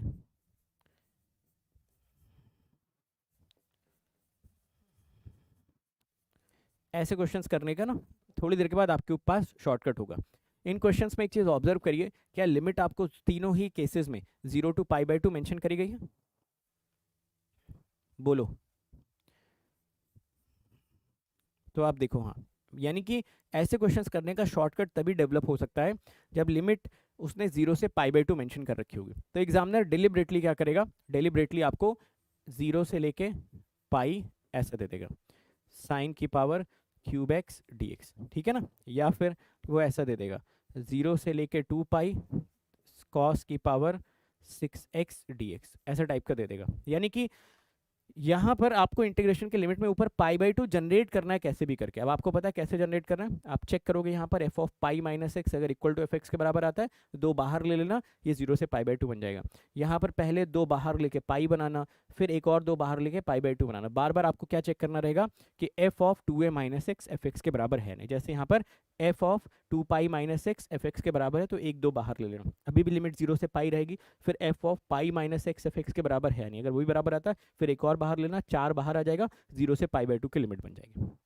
तो यूज समझ आ गया। हर एक प्रॉपर्टी का आपको यूज में मैं बता रहा हूँ कि ज़्यादातर केसेस में इन प्रॉपर्टीज को आप कहाँ पर यूटिलाइज करोगे, है ना। तो अगर ऐसा कोई इंटीग्रेशन 0 से 2a f of x dx आपको मिलता है, तो सबसे पहले आपको f of 2a minus x is equal to fx check कर लेना चाहिए, ठीक है। अगर ऐसा आता है दो बाहर लेना, मोस्टली इस टाइप के क्वेश्चन में ये प्रॉपर्टी आपको यूज होती हुई दिखाई देगी। प्रॉपर्टी नंबर 8 की तरफ चला जाए, आइए प्रॉपर्टी नंबर 8 की तरफ बढ़ते हैं। प्रॉपर्टी नंबर 8 देखो, ये भी काफ़ी इंटरेस्टिंग है। जैसे मान लो आपको दिया गया a से b f x upon F x plus F of a plus B minus x, ठीक है। ऐसे टाइप का अगर कभी भी इंटीग्रेशन दिखता है, इसकी वैल्यू होती है b माइनस ए बाई 2, ठीक है। इसकी वैल्यू हो जाती है b माइनस ए बाई 2। जैसे अंडर रूट, अगर मैं लिमिट रख दूँ 0 से π/2, under root sine x plus under root cos X, उसकी वैल्यू हो जाएगी π/4। अभी क्वेश्चन भी करेंगे, है ना। तो बस आपको ये देखना है कि भाई a और b क्या है, और ये हमेशा आपका एफ एक्स अपॉन समथिंग के फॉर्म में रहेगा, समथिंग बाई समथिंग के फॉर्म में। तो ऊपर F x upon F x plus F of A plus B minus x D X, इसका answer b minus A by 2, upper limit minus lower limit divided by 2। कई लोग इसको गलती से b प्लस ए बाई 2 याद कर लेते हैं, विच इज़ रॉन्ग, है ना। आपको याद करना b माइनस ए बाई 2, हमेशा सब्ट्रैक्शन करिए, 2 से डिवाइड कर दीजिए। अब आते हैं प्रॉपर्टी नंबर 9, 10, 11, है ना, one of the most used properties. In fact ये ऐसी प्रॉपर्टीज होंगी जिन पे हम इमीडिएटली क्वेश्चन भी कर लेंगे क्लास में साथ के साथ, है ना, क्योंकि ये प्रॉपर्टीज बहुत ज़्यादा इंपॉर्टेंट है, ठीक है। प्रॉपर्टी नंबर 9, 10 और 11, तो इसको बहुत अच्छे से समझना, गेट एग्जाम में इस प्रॉपर्टी पर ही सबसे ज़्यादा क्वेश्चन पूछे जाते हैं, ठीक है। ओके, देखिए 0 से π/2 साइन की power m x D x, ठीक है, हमको ये सॉल्व करना है। तो सबसे पहली चीज़ यहाँ पर क्या होना चाहिए, m जो है वो इंटीजर होना चाहिए। अगर m यहाँ पर नॉन इंटीजर है तो फिर हमको गामा बीटा फंक्शन के कंसेप्ट लगाने पड़ेंगे, तब हम ऐसे क्वेश्चन को सॉल्व कर पाएंगे। साइन की पावर एम एक्स में m इंटीजर होना चाहिए और x का कोएफिशिएंट 1 होना चाहिए, यहाँ पर 2x नहीं हो सकता, ठीक है। तो कोएफिशिएंट ऑफ x क्या होना चाहिए, 1, यहाँ पर 1, ऐसा नहीं आप साइन की पावर m 2x लिखोगे फिर ये शॉर्टकट नहीं लगेगा, ओके। ये दो बातें आपको ध्यान रखनी, ठीक है। अब देखिए इसका शॉर्टकट क्या है, इसके शॉर्टकट में क्या बोला जा रहा है उसको गौर से आप लोग सुनिए। देखो यहाँ पर क्या लिखा हुआ है, m, अब बोलोगे यहाँ सर m लिखा हुआ है, m को आप उठा के ले जाओ नीचे, m को नीचे लेके आए और इसमें से दो दो घटाते रहो, कब तक, जब तक है जान, जब तक पॉसिबल है। तो आप पूछोगे कब तक पॉसिबल है घटा पाना, तो दो एग्जाम्पल सोच के देखते हैं अपने दिमाग में। मान लेते हैं m की वैल्यू 9 है, 9 में से 2 घटाओगे 7, 7 में से 2 घटाओगे 5, 5 में से 2 घटाओगे 3, 3 में से 2 घटाओगे 1। अब बताओ 1 में से अगर 2 आपने घटाया तो वैल्यू नेगेटिव हो गई ना, तो इसका मतलब 1 पे ही रुक जाना है। करेक्ट? ठीक है, दूसरी वैल्यू इमेजिन करिए 8, 8 में से 2 घटाइए 6, 6 में से 2 घटाइए 4, 4 में से 2 घटाइए 2, 2 में से 2 घटाओगे तो 0 आ जाएगा, 0 भी अफोर्ड नहीं कर सकते। यानी कि दो जब आप सब्ट्रैक्शन करते जा रहे हो तो या तो लास्ट वैल्यू आपको 1 मिलेगी या तो 2 मिलेगी, समझे ना? तो तब तक घटाते जाओ जब तक कि हम 1 या 2 पर ना पहुंच जाएं, क्योंकि ना तो हम 0 अफोर्ड कर सकते हैं, ना ही हम इनफाइनाइट, ना ही हम नेगेटिव अफोर्ड कर सकते हैं। समझे मेरी बात को? ठीक है, तो तब तक सब्ट्रैक्ट करते जाएंगे जब तक कि वैल्यू हमारी 0 ना हो और नेगेटिव ना हो। तो वो दो ही पॉसिबिलिटी हो सकती है कि या तो यहाँ पर आपको 1 दिख जाएगा या तो 2 दिख जाएगा। यहाँ तक अगर आप लोगों को बात समझ में आई तो इसके आगे मैं समझाता हूँ। अब क्या करना है, अब आपको यही वाला m फिर से उठाना है और इसमें 1 घटा देना है पहले से न्यूमरेटर लिखने के लिए। ठीक है, तो आपने 1 घटा दिया, इसको भी 2 2 के डिफरेंस पे लिखते जाओ। कब तक? जब तक आपको ये अलाउ करे। ठीक है, उसके बाद इसमें k से मल्टीप्लाई कर देना। आप पूछोगे k की वैल्यू यहाँ पर क्या हो जाएगी? k की वैल्यू होगी conditional value, k will become pi by 2 अगर m आपका इवन होता है तब, otherwise this value should be 1। तो ये हो गया पूरा का पूरा शॉर्टकट। कभी कभी इसको वॉलीज थ्योरम भी बोला जाता है, WALLI, वॉलीज थ्योरम। ठीक है ना? सिंपल है। तो ये एक्सप्रेशंस रटने की कोशिश मत करो, जैसा मैंने तरीका बताया वो तरीका अडॉप्ट करने की कोशिश करो कि m को उठा के यहाँ डालना है, 2 2 का अंतर कर देना है, m में से एक घटा के ऊपर लिखना है, 2 2 के गैप पे लिख देना है, मल्टीप्लाई एक फैक्टर से करना है, बस m को चेक करना है, m ऑड होगा तो 1, m इवन होगा तो पाई बाई 2, काम खत्म। मगर इंपॉर्टेंट बात ये है, ये दोनों चीज़ें चेक करना, m इंटीजर होना चाहिए, लिमिट 0 से पाई बाई 2 होनी चाहिए और ये कोएफिशिएंट आपका 1 होना चाहिए। ठीक है ना? चलो लगे हाथ एक क्वेश्चन भी कर लेते हैं, तो यहाँ से चीज़ें और क्लियर हो जाएंगी। ठीक है, चलो पहला क्वेश्चन है तो मैं समझा देता हूँ, इसके बाद वाले क्वेश्चन आप लोग खुद से करने की कोशिश करना। ठीक है, देखिए सबसे पहले मैंने चेक करा 0 से लिमिट पाई बाई 2 थी। ठीक है, यहाँ पर x का कोएफिशिएंट 1 था, ये 7 था, इस 7 को उठाया मैं नीचे लेके आ गया और 2 2 घटाता जा रहा हूँ, 5 3 1, इसके बाद तो घटा नहीं सकते, नेगेटिव आएगा। 7 में से 2 घटाया 5, 5 में से 2 घटाया 3, 3 में से 2 घटा दिया 1 आ गया। ऊपर कहाँ से शुरुआत करोगे? 7 लिखा था तो 6 से शुरू करना, 6 में से 2 घटाया 4 में से 2 घटाया 2। अब इसमें से 2 घटाओगे तो 0 आएगा, इसका मतलब इसमें से 2 नहीं घटा सकते। मल्टीप्लीकेशन फैक्टर बताओ यहाँ पर कितना आना चाहिए? जो मल्टीप्लीकेशन फैक्टर है के का वो कितना आना चाहिए? तो आप बोलोगे सर वो तो के आ जाएगा। के की वैल्यू ऑब्वियसली यहाँ पर हो जाएगी 1। क्यों? क्योंकि m जो आपका यहाँ पर था वो ऑड था, अगर इवन होता तो पाई बाई 2 कर देते, बस हो गया इस क्वेश्चन का आंसर। अभी ये मल्टीप्लाई मल्टीप्लाई करके आंसर लिख लो। ठीक है, अब इसको सबको मल्टीप्लाई करो, डिवाइड करो, जो भी फाइनल आंसर है वो आप लेना। ठीक है भाई साहब, 16/35 कुछ लोग आंसर बता रहे हैं, चेक कर लेना यार, मेरे पास इसका आंसर नहीं है। तो 16/35 अगर आप लोग बता रहे हो, may be this is the correct answer, may be. हाँ, 48/105 या 16/35 एक ही बात है। ठीक है, चलो ये क्वेश्चन अब आप लोग खुद से सॉल्व करिए, मैं इसके लिए आपको 30 सेकेंड्स का टाइम दे देता हूँ, सॉल्व करो और आंसर बताओ फटाफट, इस क्वेश्चन का क्या आना चाहिए, सभी लोग निकालो, सबका आंसर आना चाहिए इस क्वेश्चन का।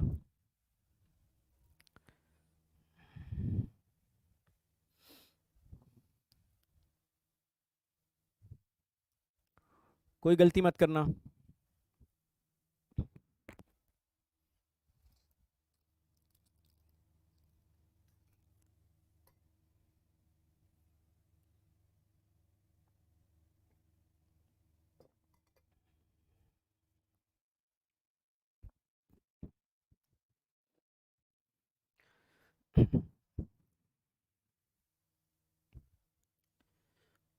चलो देखते हैं, देखते हैं जो भी आंसर आप लोगों ने कैलकुलेट किया, चेक करते हैं।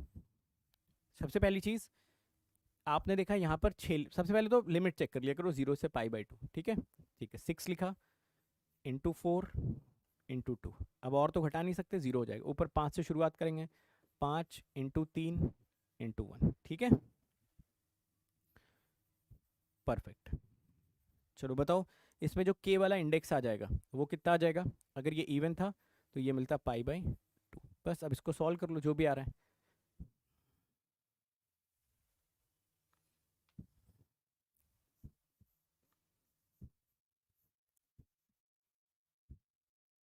ठीक है, 15 पाई/96। अगले अगली प्रॉपर्टी पे चले, प्रॉपर्टी नंबर 10। चलो 9 प्रॉपर्टीज तो बहुत अच्छे से समझ में आ गई। चलो प्रॉपर्टी नंबर 10 पे आ जाओ। प्रॉपर्टी नंबर 10, इसमें देखो क्या बोला जा रहा है, 0 से π/2 cos की पावर nx dx। ठीक है, इसको हमें सॉल्व करना है। अब ये देखो, आपको ना बिल्कुल कॉपी पेस्ट दिखेगा पिछले वाले मेथड का। यहाँ पर n था, ऑब्वियसली देखो यहाँ पर n इंटीजर होना चाहिए पहली चीज़ तो, और ऊपर से जो कोएफिशिएंट ऑफ x है वो 1 होना चाहिए। अगर 1 नहीं है तो उसको 1 बना लेना। ठीक है, 2x को t मान लेना या कुछ और मान लेना, उसको 1 बनाने के बाद ही शॉर्टकट लगेगा। तो आप यहाँ पर n से शुरू करो, 2 घटाते जाओ, कब तक, जब तक अलाउड है घटाना। ऊपर n-1 से शुरुआत करना, इसमें 2 घटाते जाओ, कब तक, जब तक ये अलाउड है घटाना। ठीक है, इसमें मल्टीप्लिकेशन फैक्टर k ले आना। ठीक है, k की वैल्यू अगेन सिमिलर वे में आपको लिखनी है, k इज इक्वल टू π/2। कब, जब n आपका इवन होगा। ठीक है, इट इज़ 1 कब, जब n आपका ऑड होगा। बस काम खत्म, बिल्कुल सेम है, कॉपी पेस्ट है। ठीक है,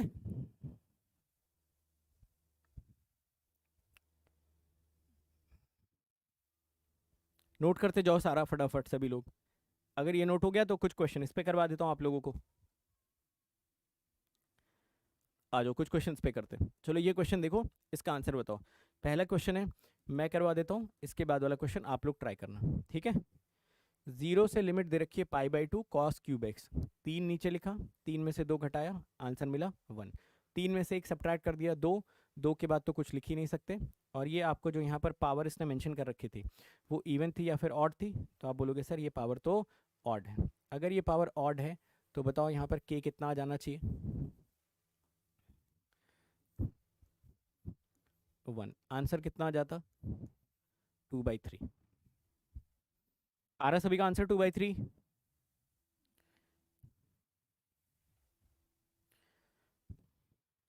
आ रहा है? ठीक, अगला सवाल आप लोग करो, फटाफट इसका आंसर बताओ विद इन नो टाइम। ठीक है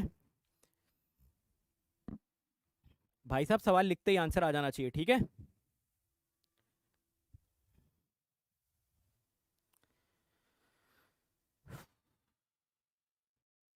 कितनी मेहनत करवाते हो यार तुम लोग। π/4, वेरी गुड, बहुत बढ़िया। π/4 जिनका आंसर आ रहा है बिल्कुल सही आ रहा है।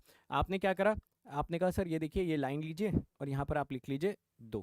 ठीक है, 2 में से तो ऑब्वियसली कुछ सब्ट्रैक्ट नहीं कर सकते, 2 में से 1 कम करोगे ऊपर आ जाएगा 1, बस इतना ही। Multiplication factor π/2, answer π/4। Property number 11 पे चला जाए।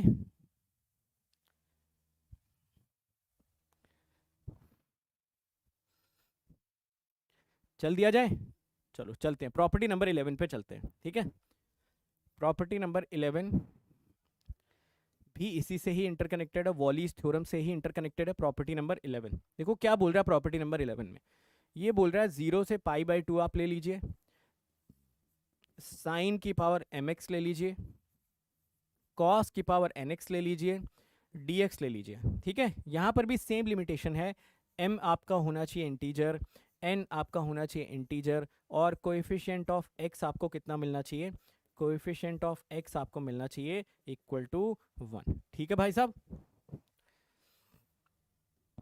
बाकी लिमिट 0 से π/2 तो होना ही चाहिए यार। अब देखो इसमें क्या करने को बोल रहा है, इसमें बोल रहा है कि आप एक काम करो, इसमें ना सबसे पहले आप इस m और n को ना, देखो क्या लिखा हुआ है यहाँ पर, जो m है और यहाँ पर जो n है, इनको आपस में जोड़ लो। क्या कर लो, आपस में जोड़ लो इनको। इनको जब आप जोड़ोगे तो आपको मिलेगा m प्लस n।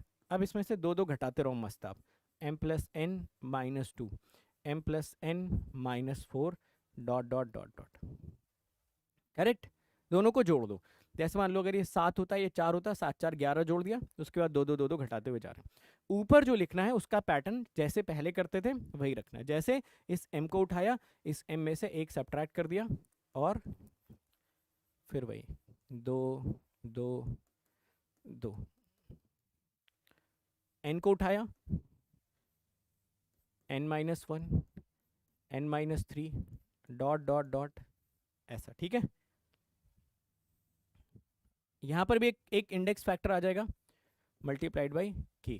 ये k आपका क्या होगा, k हो जाएगा π/2। कब, जब m n बोथ इवन, जब दोनों इवन हो। ठीक है, बोथ इवन होने चाहिए तभी।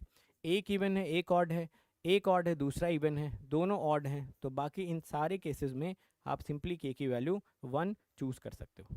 ठीक है, समझ आ गया ना ये वाला पैटर्न भी। तो फॉर्मूला मत रटो, ये फॉर्मूला तो कोई रट नहीं सकता। इसको लिखने का जो मैं तरीका आपको बता रहा हूँ ना, वो थॉट दिमाग में जनरेट करने की कोशिश करो कि देख के करना क्या है। जोड़ा, इसको 2 2 घटाते हुए लिख दिया, m को उठाया एक घटाया 2 2 के गैप पे लिख दिया, n को उठाया एक घटाया 2 2 के गैप पे लिख दिया, k देख लिया, दोनों इवन है तो π/2 अदरवाइज 1। ठीक है, तो क्या एक सवाल इस पर भी बनता है?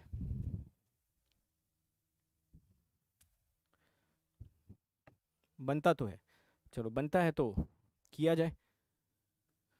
सबसे पहले देखो स्टेज बिल्कुल सेट है, फॉर्मेट बिल्कुल सही है। 0 से लिमिट π/2, साइन की पावर 6x, कॉस की पावर 4x, 6 और 4 को जोड़ा तो 10 गुड़ा 8 गुड़ा 6 गुड़ा 4 गुड़ा 2। अब इसके आगे तो गुड़ा कर नहीं सकते। 6 को उठाया और एक कम कर लिया, 5 गुड़ा 3 गुड़ा 1। 4 को उठाया एक कम कर लिया, 3 गुड़ा 1। बताओ यहाँ पे करेक्शन फैक्टर कितना आ जाएगा? दोनों इवन थे तो करेक्शन फैक्टर आपको मिल जाएगा π/2 का। कोई दिक्कत है क्या किसी को? होनी तो नहीं चाहिए।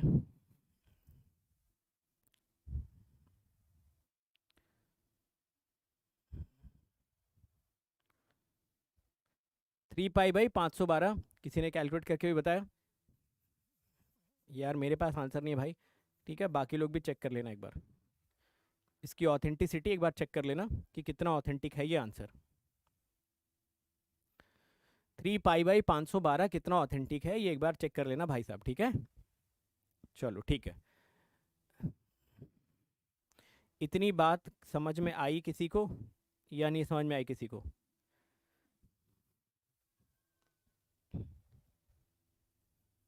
ठीक है,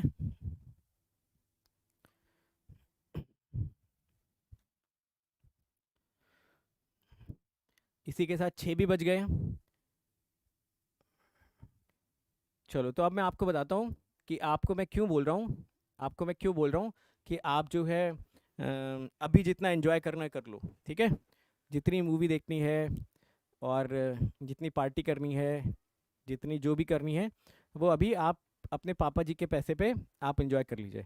मान के चलते हैं कि आज से 1 साल बाद, होपफुली 2 साल बाद, आप सभी लोग कमाने लोगोगे पैसे, है ना, ऐसा मान के चल सकते हैं। जो लोग भी गेट का एग्ज़ाम निकालेंगे, एमटेक वगैरह करेंगे, 2 year 3 year down the lines आप लोग एक अर्निंग प्रोफेशनल बन जाओगे और पैसा कमाना स्टार्ट कर दोगे। मतलब कि मंथली आपके अकाउंट में कुछ ना कुछ पैसा आके गिरता रहेगा। करेक्ट? मान लेते हैं मोटे मोटे तौर पे, मोटे मोटे तौर पे मान लेते हैं कि हम में से शायद हर कोई 50,000 रुपये महीने का कमा रहा होगा। समझे? 50,000 रुपये महीने का कमा रहा होगा हम में से हर कोई। तो होता क्या है ना, जैसे ही हमारी पहली जॉब लगती है, जैसे ही हमारी पहली जॉब लगती है ना, सबसे पहली चीज़ जो आदमी करता है वो क्या करता है, वो जाके ना क्रेडिट कार्ड बनवाता है। क्या बनवाता है? क्रेडिट कार्ड बनवाता है। ठीक है ना? तो वही आप भी करोगे। आप पहुंचोगे, अच्छा 50,000 है, आप क्या बनवाने जाओगे, आपको दबोच लिया जाएगा। जैसे ही पता चलेगा कि अच्छा इसके अकाउंट में 50,000 रुपये गिर रहे हैं, भाई साहब आपको ही नहीं पता होगा, आपके पिताजी को नहीं पता चलेगा कि अच्छा मेरे बेटे के अकाउंट में 50,000 रुपये आ गए। कम से कम 2,500-3,000 ऐसे लोग होंगे जिनको पता चल जाएगा अच्छा आपके अकाउंट में आ गए, और आपके पास क्रेडिट कार्ड बना ही दिया जाएगा आपका। समझ रहे हो? पकड़ के ज़बरदस्ती बिठा के, जैसे मुंडन कराया जाता है ना बच्चों का, बाल छील दिए जाते हैं, वैसे ही आपको ज़बरदस्ती पकड़ के बिठा के आपका क्रेडिट कार्ड बनवा। जैसे क्रेडिट कार्ड बन जाएगा, सबसे पहला काम आप क्या करोगे, आपका अधूरा सपना आईफोन, मेरे ख्याल से उस समय पे आईफोन 20 आ चुका होगा मार्केट में, तो चमचमाता हुआ एक आईफोन 20 आप लेकर आओगे इसी क्रेडिट कार्ड की मदद से कि चलो 5-5 हज़ार कटता रहेगा, देखेंगे, अभी तो आईफोन 20 मस्त लेके आते हैं, बाद में देखते हैं क्या करना है, ठीक है। सबसे पहली चीज़ ये खरीदोगे। दूसरी चीज़ क्या करोगे आप, बहुत सारे बच्चे होते हैं जिनको बाइक का शौक होता है, ठीक है, बाइक का शौक होता है कि यार बाइक, वो किसी ज़माने में केटीएम वेटीएम सोची थी खरीदेंगे, उसको भी जाके ईएमआई पे उठा लाएंगे, केटीएम उठा ला ईएमआई पे, ठीक है। अगर आपने ये दो चीज़ें कर ली, आपके अकाउंट में 50 हज़ार आते ही, तो आपको पता है क्या लग जाएगा, आप एक विशियस सर्कल में फंस जाओगे। विशियस सर्कल का मतलब होता है एक ऐसा माया जाल जिससे आप ताउम्र बाहर नहीं निकल पाओगे। कल को हो सकता है ये अमाउंट 50 हज़ार की जगह पे 5 लाख हो जाए, बट आपकी ये जो आदत होगी ना, ये आदत आपको कभी भी ग्रो करने ही नहीं देगी। समझे मेरी बात को। तो जब खुद कमाने लगेंगे तब भाई अपने पैसे पे एंजॉय नहीं करना है, ठीक है। ऐसे 2-4 यार दोस्त पाल के रखने हैं जो कि कहीं पे जाएं तो खर्च करें। आप अगर कहीं पे भी जा रहे हो, आपसे कोई बोल रहा है पेमेंट करने के लिए, तो बोल दो भाई नहीं है कुछ भी, घर पे भूल गए, वॉलेट कार्ड तो है ही नहीं, पैसा ही नहीं है, सारा घर भेज दिया, ठीक है, लोन चुका दिया सारा का सारा। तो जितना एंजॉय करना है अभी कर लो पापा के पैसे पे। जब खुद की इनकम आएगी, खुद के पैसे आएंगे, तो सारे के सारे पैसे की क्या करनी है, सेविंग करनी है, ठीक है। एक भी चवन्नी कहीं पे खर्च नहीं करनी, कभी नहीं करनी। कब तक, कब तक नहीं खर्च करनी है। कुछ लोग बोल रहे हैं कि सर क्या बचाना, ये रहने दो ना, जॉब लगी हुई है तो शादी तो होगी सर, दहेज में ले लेंगे पैसे। भाई दहेज महापाप है, ठीक है। तो ऐसा नहीं सोचना आपको। आपको ये पैसे कब तक सेव सेव करते रहने, जब तक आपको सेविंग की आदत ना पड़ जाए, है ना, जब तक आप सेविंग को समझ ना जाओ कि सेविंग होती क्या है।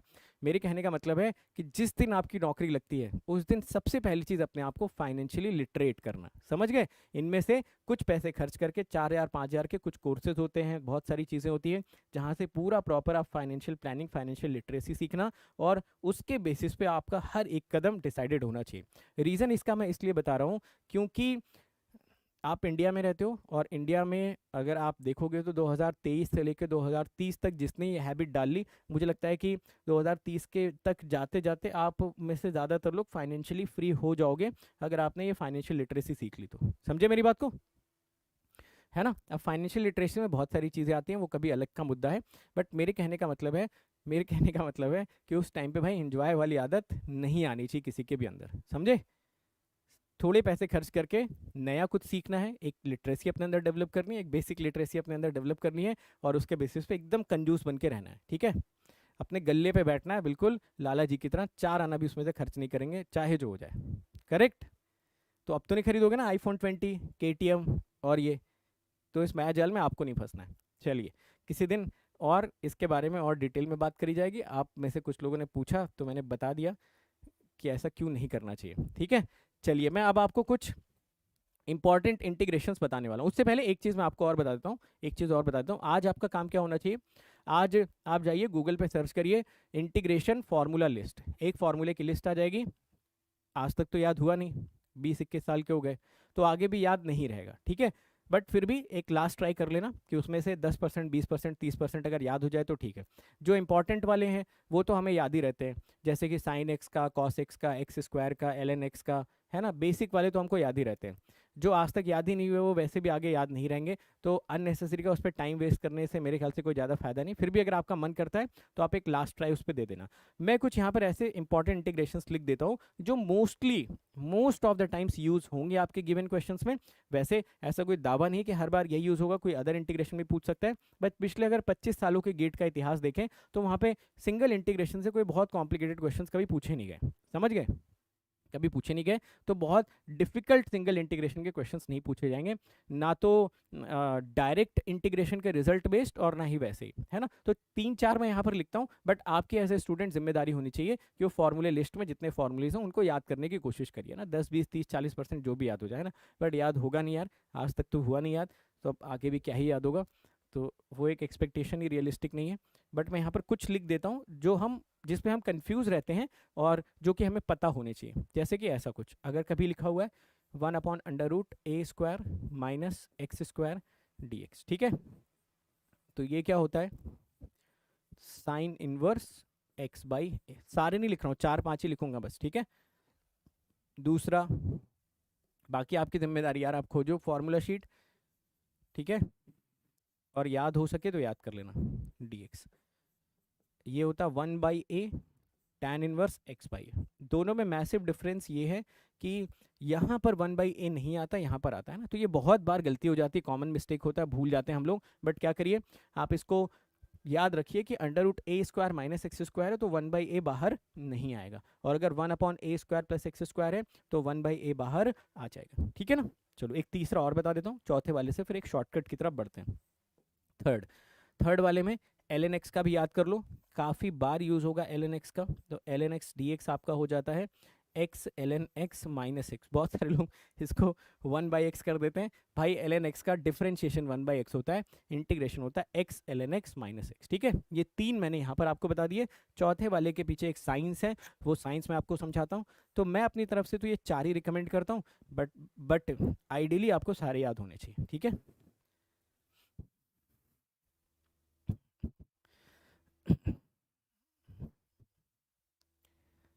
हाँ भाई, कांस्टेंट ऑफ इंटीग्रेशन भी आएगा। हर्ष कुमार जी का बोलना है कि सर यहाँ पर कांस्टेंट ऑफ इंटीग्रेशन भी आप ऐड कर दीजिए। बिल्कुल सही बात है, आप कांस्टेंट ऑफ इंटीग्रेशन चाहें तो ऐड कर सकते हैं। मैंने क्यों नहीं किया, क्योंकि हम लोगों को डेफिनेट इंटीग्रेशन डील करना है, तो हम डायरेक्ट रिजल्ट याद कर रहे हैं। ठीक है, यही रह गया अब हमारी ज़िंदगी में कि हम इंटीग्रेशन का रिजल्ट याद करते टाइम पे यहाँ पर +c लिखें। बताओ दुनिया कहाँ से कहाँ पहुँच रही है यार। कर्नाटका में बीजेपी हार गई है, G20 चल रहा है कश्मीर में, आर्थिक मंदी की तरफ पूरी दुनिया बढ़ रही है। आप बोल रहे हो सर यहाँ पर +c हम लगाना भूल गए। चलो कोई बात नहीं, +c होना चाहिए, बिल्कुल मैं आपकी बात से एग्री करता हूँ। ठीक है, आइए फिर इसके बाद मैं आपको चौथा पॉइंट बताता हूँ। ठीक है, फोर्थ वाला पॉइंट बताता हूँ। फोर्थ वाले पॉइंट को एक बार समझ लेना, ये शॉर्टकट है ना, ये बहुत काम आएगा, खासकर जिनकी ब्रांच इलेक्ट्रॉनिक्स है ना, उनको रैंडम वेरिएबल जब पढ़ोगे आप कम्युनिकेशन में तो भी बहुत काम आएगा। ठीक ठीक है।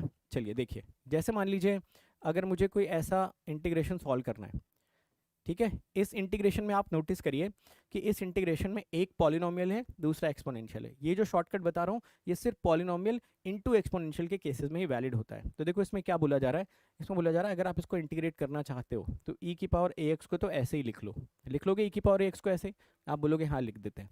फिर इस x⁴ को उठाओ, x⁴, इसका डिफ्रेंशिएशन बताओ 4x³, इसका डिफ्रेंशिएशन बताओ 12x², इसका डिफ्रेंशिएशन बताओ 24x, इसका डिफ्रेंशिएशन बताओ 24। अब इसका डिफ्रेंशिएशन नहीं पूछेंगे, वो 0 हो जाएगा। फिर ऑल्टरनेट प्लस माइनस आप करते जाइए। ठीक है ना, ऑल्टरनेट प्लस माइनस हम करते जा रहे हैं। यहाँ पर प्लस माइनस प्लस, इतना कितने लोगों को समझ में आया? इतनी बात कितने लोगों को समझ में आ गई कि जो भी एक्सपोनेंशियल लिखा हुआ उसको एज इट इज ही रहने दो, कोई दिक्कत वाली बात नहीं है। जो पॉलिनोमियल यहाँ पर लिखा हुआ पॉलिनोमियल उठाइए, यहाँ पर रखिए, उसको डिफरेंशिएट करते जाओ जब तक पॉसिबल है, फिर यहाँ से शुरू करना प्लस माइनस ऑल्टरनेट लगा देना। ठीक है ना, अभी काम पूरा नहीं हुआ है, अभी काम पूरा नहीं हुआ है। आइए काम को पूरा कर देते हैं।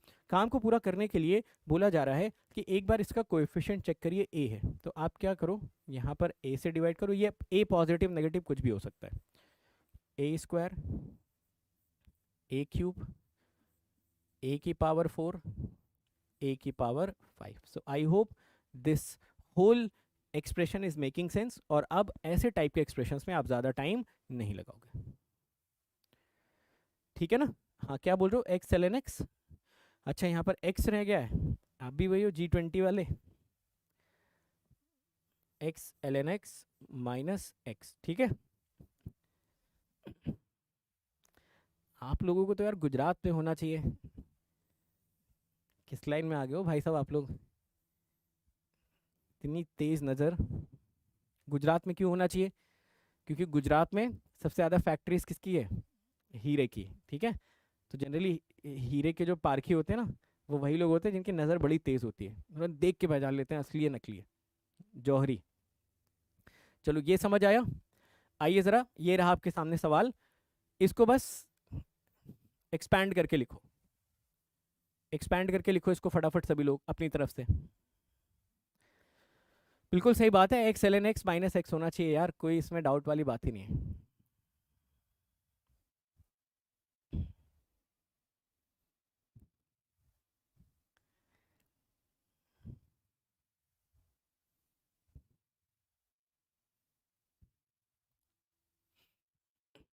लिखो जल्दी इसको।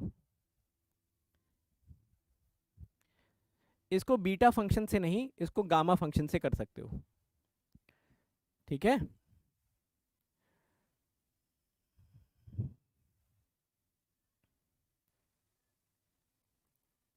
हो गया सभी का? चलो आ जाओ। तो आपने बोला होगा सर ई की पावर -2x, तो सर आप यहाँ पर लिखो, लिख दिया मैंने। x की पावर 4 को मैंने उठा लिया, इसको डिफ्रेंशिएट किया, तो ये मिल जाएगा 4x³ ये मिल जाएगा 12x², ये मिल जाएगा 24x, और ये मिल जाएगा 24, ठीक है। Plus minus plus minus plus, ठीक है। अब इसको डिवाइड करते हैं। डिवाइड किससे करोगे? a की वैल्यू थी -2, तो ये -2 हो गया, ये हो गया -2 का स्क्वायर, ये हो गया -2 का होल क्यूब, ये हो गया -2 की पावर 4, और ये हो गया -2 की पावर 5, ठीक है। बस ये आपका आंसर हो गया। अब अगर किसी को इसको सिंप्लीफाई करने का मन करता है तो सिंप्लीफाई कर लो। बीटा गामा फंक्शन इंपॉर्टेंट है इलेक्ट्रिकल में भाई, कम से कम बीटा गामा फंक्शन सिलेबस में है। इलेक्ट्रिकल में तो वो भी पूछा जा रहा है जो सिलेबस में भी नहीं है। न्यूमेरिकल मेथड आपके सिलेबस में नहीं है। पिछले साल 4 नंबर का क्वेश्चन 13 में से न्यूमेरिकल मेथड से पूछा गया। समझ रहे हो मेरी बात को? तो इम्पॉर्टेंट क्या है क्या नहीं है, ये हम अपनी तरफ से तो जज ही नहीं कर सकते। अब वो पेपर बनाने वाला वो कौन सी दुनिया में रहता है, वो क्या दे देगा आपको कुछ कह नहीं सकते। हो सकता है 13 नंबर का पूरा पेपर गामा बीटा फंक्शन पे ही देख ले। वो ये सेशन देख रहा हो, अच्छा अभिषेक जी ने लिखा हुआ है गामा बीटा फंक्शन इंपॉर्टेंट नहीं है, और ये मास्टर जो पढ़ा रहा है इसने बोला इंपॉर्टेंट नहीं है। लो बेटा, गामा बीटा फंक्शन पे 5 नंबर का सवाल। और बताओ, सब बढ़िया? समझे? तो वो लगातार देखते रहते हैं भाई। एक बार ऐसा 2-3 साल पहले भी हो चुका है, जिस साल उन्होंने, ठीक है, एक बड़े रिस्पेक्टेड टीचर्स हैं, उन्होंने बोला लिख के ले लो माइक्रो प्रोसेसर से इस बार 2 नंबर का सवाल आने ही वाला है, लिख के ले लो। स्टैम्प पेपर पे लिख के दे सकता हूँ मैं, 2 नंबर का आने वाला है, ठीक है। उसके 2 से 3 महीने बाद गेट ने बोला micro processor is not in the syllabus, ठीक है। तो इन टीचर को सबने बड़ा बुरा भला बोला कि अरे सर आप तो बोल रहे थे लिख के ले लो स्टैम्प पेपर पे, क्या हुआ, कहाँ हुआ, आजकल दिखते नहीं हो। गेट का पेपर हुआ, 2 नंबर का माइक्रो प्रोसेसर का क्वेश्चन दे दिया उसने। समझ गए? कुछ भी चलता है भाई आज की दुनिया में। तो इसका मतलब ये मोटा मोटा जो हाईएस्ट प्रायोरिटी वाली चीज़ें हैं वो तो कवर करके जाते ही जाते हैं, बट जो छोटी मोटी चीज़ें हैं उनको भी देख के ज़रूर जाते हैं, देख के ज़रूर जाते हैं। ऐसा नहीं करते कि उसको छोड़ ही देते हैं बिल्कुल। समझे? तो फिर ये आके बोले देखा मैंने बोला था पहले ही आएगा, तुम लोग पता नहीं क्यों नहीं पढ़ के गए। तो यार कुछ कह नहीं सकते, समझे मेरी बात को? हाँ, there are certain topics which are high probability topic, high percentage topics. जैसे ये जो आप पढ़ रहे हो ये हाई परसेंटेज टॉपिक्स हैं, इनसे ज़्यादा प्रोबेबिलिटी क्वेश्चंस के आने की। मीन वैल्यू थ्योरम, आपका टेलर सीरीज, उनसे कम क्वेश्चंस आते हैं। ये आंकड़ा बताता है पिछले 25 साल में सिर्फ 25 क्वेश्चन पूछे गए, जबकि इंटीग्रेशन से आप 25 साल में देखोगे तो 150 क्वेश्चन पूछे गए। मतलब आंकड़ा इसका ज़्यादा है, बट पूछ तो कुछ भी सकता है ना यार। तो हम अपनी तरफ से कोशिश करते हैं हाई परसेंटेज वाले टॉपिक्स को ज़रूर कवर करते हैं, बट छोटे मोटे जो टॉपिक्स हैं उनको कर लेते हैं। और गामा बीटा बीटा फंक्शन पढ़ने में आपको ज़्यादा टाइम भी नहीं लगेगा, समझे? वो तो उसमें 3-4 फॉर्मूले याद करने होते हैं, दैट्स इट। चलिए, तो ये पॉइंट सबको अच्छे से समझ में आ गया। चलो अगला क्वेश्चन, ये क्वेश्चन भी आप लोग ट्राई करो। इसमें ना इस पूरे को एक सिंगल पॉलिनोमियल की तरह ट्रीट कर लेना, ठीक है। इस सिंगल पॉलिनोमियल को इसको एक पूरे सिंगल पॉलिनोमियल की तरह ट्रीट कर लेना। चलो ट्रीट करो और बताओ।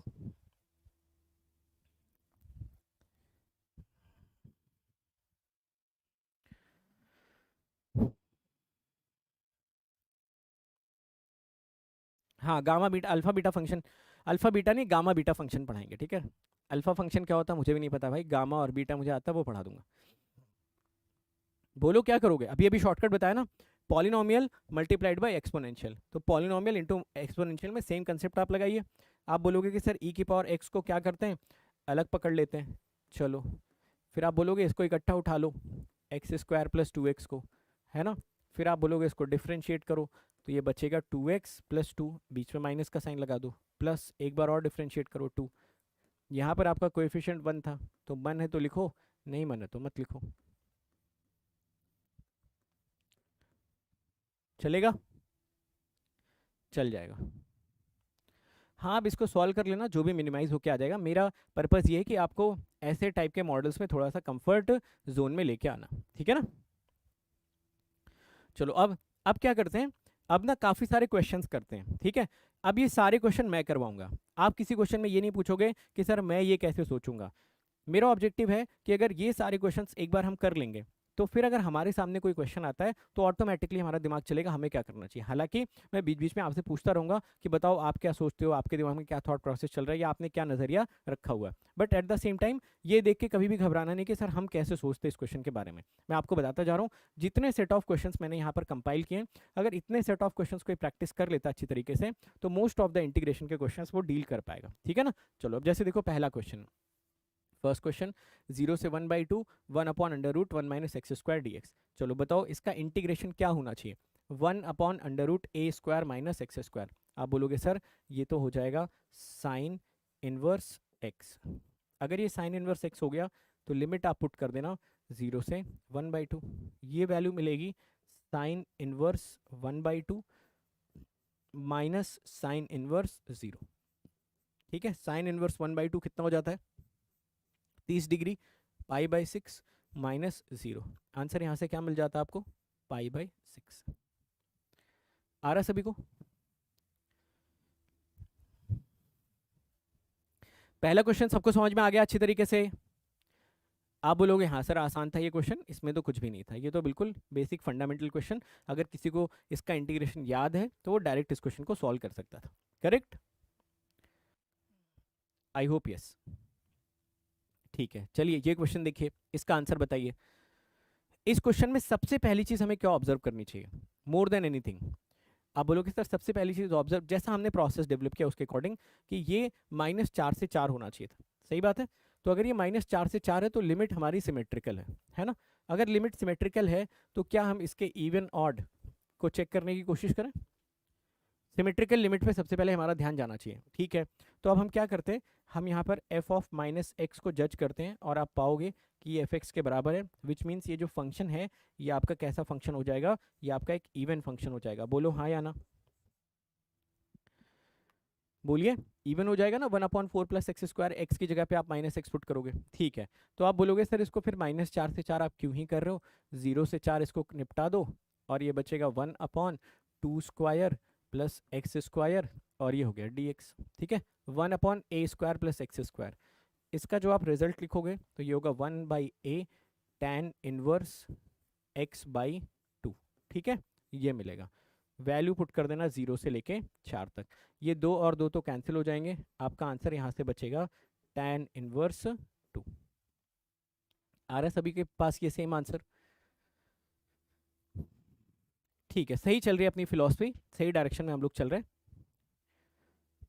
तो सम स्टैंडर्ड बेस्ड क्वेश्चंस जहाँ पर डायरेक्ट आपको रिजल्ट याद होना चाहिए। अभी इसके लिए आपको पूरी फॉर्मूला शीट याद होनी चाहिए ऐसे टाइप के क्वेश्चंस करने के लिए, ठीक है, कि जहाँ पर डायरेक्ट आप फॉर्मूला लगाओ और उन क्वेश्चंस को सॉल्व कर लो।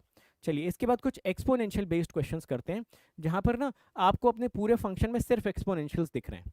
अगर आपके पूरे के पूरे फंक्शन में आपको सिर्फ एक्सपोनेंशियल्स दिख रहे हैं ना, तो आपको वहाँ पर ज़रूर ट्रांसफॉर्मेशन लगाने के बारे में सोचना चाहिए। जैसे इस क्वेश्चन में अगर मैं देखूँ, ln2 से ln3 मुझे दिख रहा है और सिर्फ एक्सपोनेंशियल्स दिख रहे हैं, तो मेरा फोकस होना चाहिए कि जो ऊपर e⁻x dx यहाँ पर लिखा हुआ है इसको मैं कैसे निपटा सकता हूँ एक साथ। अगर मैं इस e⁻x dx को एक साथ खत्म करना चाहता हूँ तो बताओ क्या मुझे 1 + e⁻x को t मान लेना चाहिए था। आप बोलोगे हाँ सर बिल्कुल ऐसे ही करना चाहिए, ठीक है। दोनों साइड डिफ्रेंशिएशन करा तो ये मिलेगा e⁻x dx बराबर dt, है ना। लिमिट्स भी हमको चेंज करनी रहेंगी, तो आइए लिमिट्स चेंज करते हैं। यहाँ पर x की वैल्यू बताओ यहाँ पर कितनी दे रखी है उसने नीचे, अगर x की वैल्यू है ln2, यहाँ पर x की जगह पर ln2 डाल दो, तो ये मिलेगा t = 1 + e⁻ln2। e⁻ln2 का मतलब 2, मतलब मिल गया 3। यहाँ से बताइए अगर मैं x की जगह पर ln3 डाल देता तो ये वैल्यू कितनी मिल जाती, 1 + e⁻ln3, 1 + 3 मतलब कि 4, ठीक है ना। अब ये वैल्यू बताओ क्या पूरी तरीके से ट्रांसफॉर्म हो चुकी है, लोअर लिमिट जो थी वो 3 हो गई है, अपर लिमिट जो है वो 4 हो गई है, ई की पावर डी एक्स की जगह पे पूरा डी टी आ चुका है, नीचे आपको मिल जाएगा 1/t। 1/t का इंटीग्रेशन बताइए, ln t, यहाँ से वैल्यूज पुट कर दो 3 एंड 4, ये आपको मिलेगा ln 4 माइनस ln 3, आप इसको लिख सकते थे ln 4/3। बोलिए। तो हमेशा याद रखिएगा ऐसे सारे क्वेश्चंस में जहां पर सिर्फ एक्सपोनेंशियल एक्सपोनेंशियल आपको दिख रहा होगा, तो आप फोकस इस बात पे करिएगा कि यार e की पावर x dx को कैसे निपटाया जा सकता है। ठीक है, e की पावर x dx का कॉम्बो बना के उसको हटाने की कोशिश करेंगे। ठीक है, सभी लोग एक बार क्लियर बोल दो, थम्स अप लिख दो, फिर अगले क्वेश्चन पे चलते हैं। अगला क्वेश्चन भी e की पावर x बेस्ड ही है। Next question is also based on e की पावर x। ठीक है, क्लियर है। चलो ये क्वेश्चन में देखो, यहाँ पर भी देखो e की पावर x दिख रहा है ना, तो कैसे भी करके e की पावर x dx लाने की कोशिश करो, तभी अपनी बात बन सकती है। तो आप बोलोगे अगर कैसे भी करके e की पावर x dx ही लेके आना है, तो ऊपर नीचे e की पावर x से मल्टीप्लाई कर देते हैं, ये हो जाएगा e की पावर x dx, और डिवीजन में हो जाएगा 1 प्लस e की पावर 2x। बोलिए, e की पावर x से मल्टीप्लाई करोगे, ये e की पावर 2x हो जाएगा, और ये आपका 1 हो जाएगा, और ये e की पावर x। देखो क्या अगेन यहाँ पर एक सिंपल सा ट्रांसफॉर्मेशन आपको दिख रहा है कि e की पावर x को t मानते हैं, तो e की पावर x dx आपका dt के बराबर हो जाएगा। ठीक है, यहाँ से बताओ अगर हम लोग x की जगह पर 0 पुट करें, x की जगह पर 0 पुट करें, तो t कितना मिल रहा है हम लोगों को 1। x की जगह पर 0 पुट करोगे, t मिल रहा है 1। x की जगह पर अगर हम लोग 1 पुट कर दें, तो क्या t की वैल्यू हमको e दिख रही है? जी हाँ, कोई दिक्कत तो नहीं है? कोई दिक्कत नहीं है। अगर इतना सारा काम कर लिया है तो क्वेश्चन में कुछ बचा ही नहीं। 0 की जगह पर 1 पुट करिए, इसकी जगह पर e पुट करिए, e की पावर x dx तो आपका dt में खत्म हो गया, और नीचे से आपका बचा 1 plus T square. 1/1 plus T square का जो इंटीग्रेशन होता है, क्या वो tan इनवर्स t हो जाना चाहिए? आप बोलेंगे जी हाँ सर, ये हो गया tan इनवर्स t। ये वैल्यू आपने पुट कर दी 1 से e, ये आप पुट करेंगे तो आपको मिलेगा tan inverse e minus tan inverse 1। What is the value of tan inverse 1? आप इसको चाहते तो π/4 भी लिख सकते थे। ये हमारा फाइनल आंसर है इस क्वेश्चन का। ठीक है भाई साहब, ओके। तो एक तो direct standard based questions, direct standard. Second, जहां पर सिर्फ e की पावर x के इन्वॉल्वमेंट्स दिख रहे हैं, वहां पर कैसे भी करके e की पावर x dx लाने की कोशिश करो। ठीक है, उसके बाद e की पावर x को t मानो, वो क्वेश्चन मोस्टली आपका सॉल्व हो जाएगा। फाइन, चलो अगले क्वेश्चन पर आते हैं। नेक्स्ट क्वेश्चन, इसका आंसर बताओ फटाफट, इसके लिए टाइम ले लो। ठीक है, 30 सेकेंड्स का टाइम है, 1 मिनट ले लो। चलो 1 मिनट दे दिया आपको, निकाल के बताओ answer. Polynomial multiplied by exponential.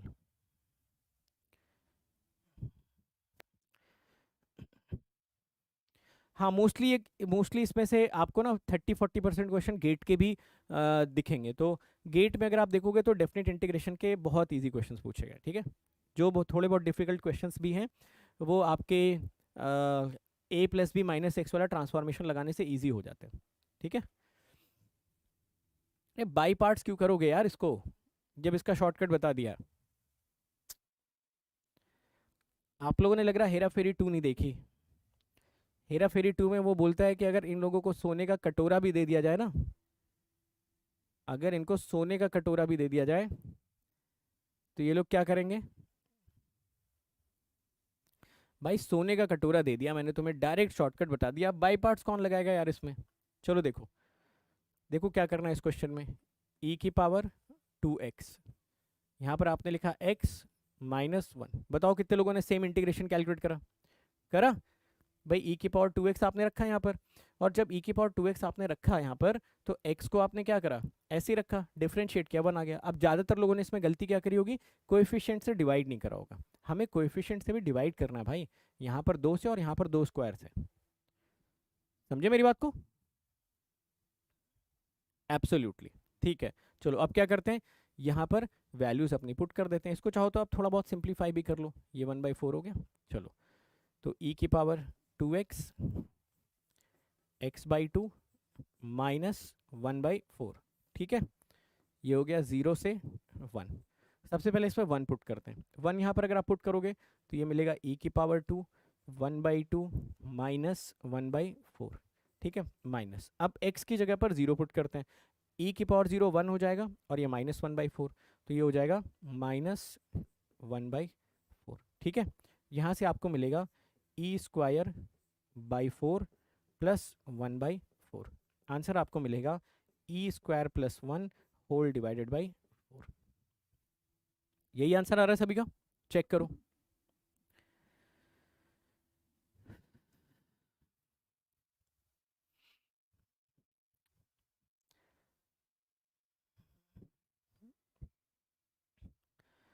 Mahendra Kumar ji, उड़ते हुए पंछी की तरह क्लास के बीच में आ जाओगे तो थोड़े ना समझ में आएगा। क्लास स्टार्टिंग से अटेंड करना पड़ता है, ठीक है। तो थोड़ी उड़ते हुए पंछी की तरह आए, बीच में पानी दिखा पिए, उसके बाद उड़ गए किसी और की छत पे। क्लास को स्टार्टिंग से अटेंड करोगे तब समझ में आएगा। जो स्टार्टिंग से अटेंड कर रहे हैं उनको तो समझ में नहीं आ रहा है। आप आए हो बीच में कह रहे हो कि ये कैसे आ गया शॉर्टकट, ऐसे कैसे यार। जिसका नहीं आया उसका यहाँ सॉल्यूशन लिखा हुआ है, सॉल्यूशन देखो। या तो एकदम ही बाज की नजर है, या तो सॉल्यूशन देख के भी नहीं समझ पा रहे हो।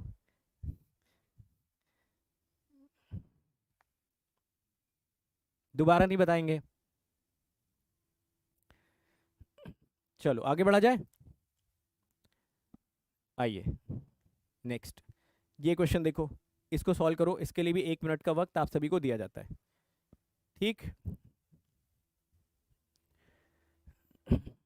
निकालो फटाफट।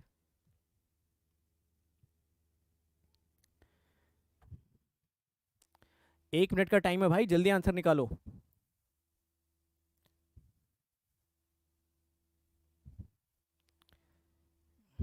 शॉर्टकट बता रखा है मैंने, छोटी सी मिस्टेक ये मत करना कि जो e की पावर ax में a वाला कोएफिशिएंट है उसको आपको किस तरीके से यूटिलाइज करना है, ठीक है। डिवीजन वाला पार्ट में सिली मिस्टेक मत करना, अदरवाइज तो फिर आप लोग इसमें खेल जाओगे, इसमें कोई दिक्कत होगी नहीं ऐसा, ठीक है।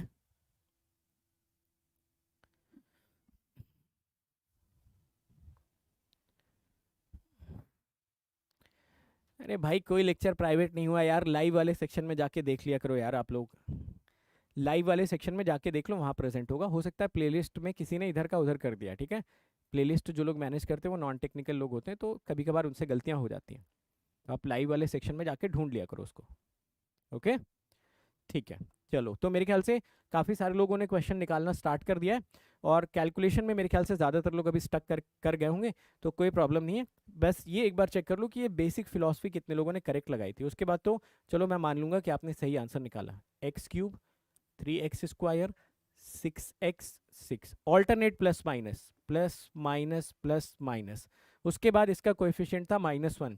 आपने बोला सर यहाँ भी -1 करते हैं, यहाँ -1 का स्क्वायर कर देते हैं, यहाँ -1 का क्यूब कर देते हैं, यहाँ पर -1 की पावर 4 कर देते हैं। यहाँ से आपको मिलेगा e की पावर x, माइनस पूरा का पूरा बाहर ले लूँ क्योंकि देखो ये भी नेगेटिव हो जाएगा, तो ये बचेगा x³ plus 3x² plus 6x plus 6। ये देखो कितने लोगों को समझ में आया, क्योंकि एक्चुअल में ये माइनस इसको माइनस बना देगा, -1 का स्क्वायर प्लस ही हो जाएगा, तो ये भी माइनस अपना इंटैक्ट रहेगा। -1 का क्यूब -1 ही रहेगा, तो ये माइनस में ही रहेगा। यहाँ पर -1 की पावर 4 प्लस हो जाएगा तो माइनस, तो सारे टर्म्स माइनस हो जाएंगे, तो ये माइनस मैंने बाहर निकाल दिया। सही बात है। आप बोलोगे जी हाँ सर ये तो बिल्कुल ठीक है। अगर यहाँ तक ठीक है भाई साहब, तो फिर आप इसमें 0 से 1 बस पुट करिए, ठीक है। 0 से 1 इसमें पुट करिए। 0 से 1 पुट करने के लिए ये जो नेगेटिव साइन है इसको मैं बाहर ले लेता हूँ, ठीक है।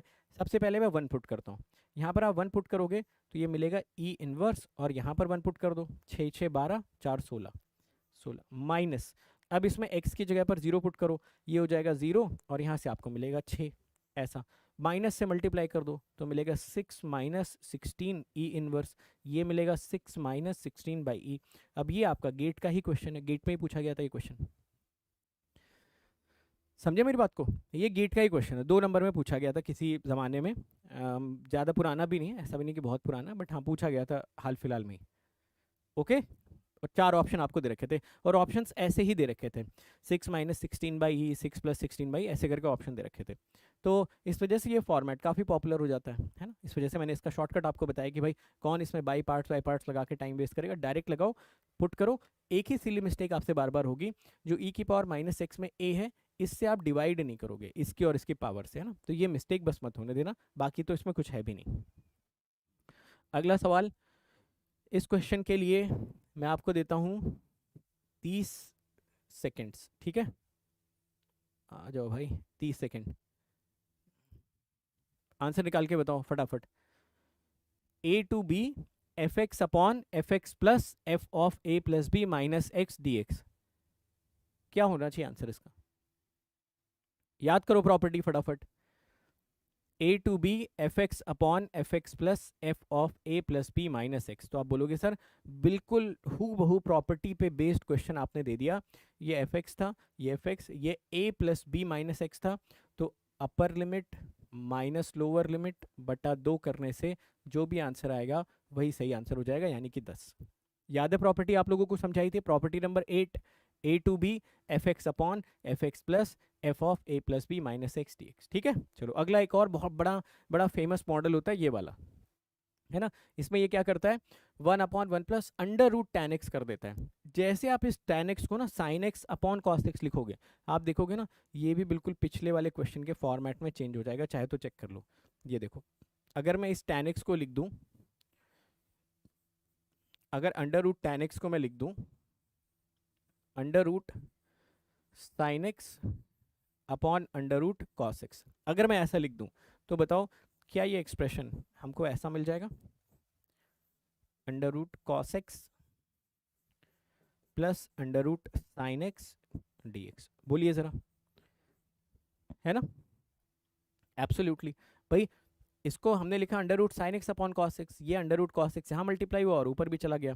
चलो अब इसको थोड़ा सा देखने लायक चाहो तो आप बना लो, 0 से π/2 अंडर रूट कॉस एक्स, ठीक है, divided by under root cos x plus under root cos of π/2 minus x. देखो क्या सेम फॉर्मेट में कन्वर्ट हो गया, f x upon F x plus F of A plus B minus x. तो ये answer कितना हो जाएगा, upper limit minus lower limit बटा 2।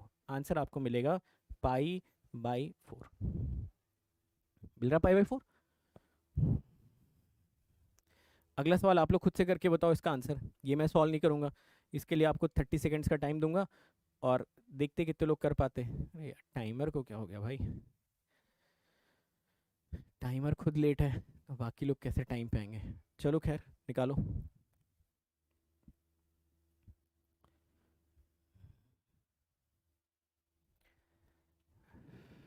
सेम π/4, बिल्कुल सेम लॉजिक पे लग जाएगा ये question. Under root cot x को अगर कोई चाहे तो क्या लिख सकता था, under root cos x upon under root sine x, ठीक है, perfect. i is equal to 0 से π/2, ये पहुंचेगा under root sine x upon under root cos x plus under root sine x D x, ठीक है, same format, answer will become π/4। चलो लिख ही देते, एक लाइन और लिखना है, 0 से π/2 under root sine x upon under root sine x plus under root sine π/2 minus x, ये हो गया dx, आंसर π/4, ठीक है। बिल्कुल सिमिलर पैटर्न पे क्वेश्चन है, सभी ने इस क्वेश्चन को भी क्रैक कर लिया होगा। अगले सवाल की तरफ बढ़े, इसका आंसर बताओ भाई साहब फटाफट, ठीक है। मैं देख रहा हूँ कमेंट सेक्शन में कौन कौन आंसर दे रहा है, ठीक है, काफी सारे लोग दे रहे हैं आंसर, मतलब आपको समझ में आ रहा है कि किसी एक का देख के कॉपी कर दे रहे हो कि भाई इसने दिया सही दिया होगा, चलो दे देते हैं फटाफट आंसर। आंसर बताओ इसका क्या आना चाहिए, कितने लोगों को ये सेम फॉर्मेट दिख रहा है, f x upon F x plus F of A plus B minus x दिख रहा है।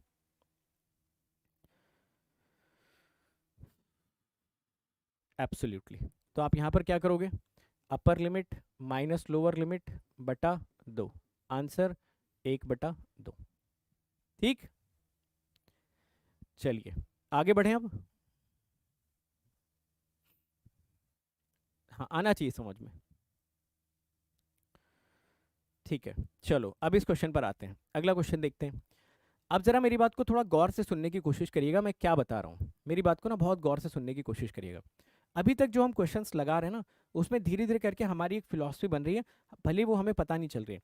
अभी तक देखो हम क्या सोच पा रहे हैं अपने दिमाग में, हमने ये सोचा कि यार अगर कोई फंक्शन यहाँ पर जो मेंशन्ड है, अगर उसका इंटीग्रेशन डायरेक्ट ही पता है, फिर तो कोई दिक्कत वाली बात ही नहीं, वो तो आराम से सॉल्व हो जा रहा है। या तो फिर यहाँ पर हमारे कुछ सब्सटीट्यूशन बेस्ड क्वेश्चंस आ रहे हैं, एक्सपोनेंशियल हो गया, साइनोसॉइडल हो गया, वो सब्सटीट्यूशन बेस्ड क्वेश्चंस आ रहे हैं। या फिर some f x upon F x plus F of A plus B minus x type के क्वेश्चन आ रहे हैं। मुझे बताना, ये जो फॉर्मेट है, इस फॉर्मेट में आपको लग रहा है कि कोई भी ऐसी चीज़ है जो हम इसमें अप्लाई कर सकते हैं?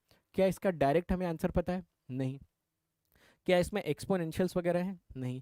क्या यहाँ पर सब्सटीट्यूशन का कोई स्कोप दिख रहा है? नो। क्या ये f x upon F x plus F of A plus B minus x type का फॉर्मेट बन सकता है? नहीं।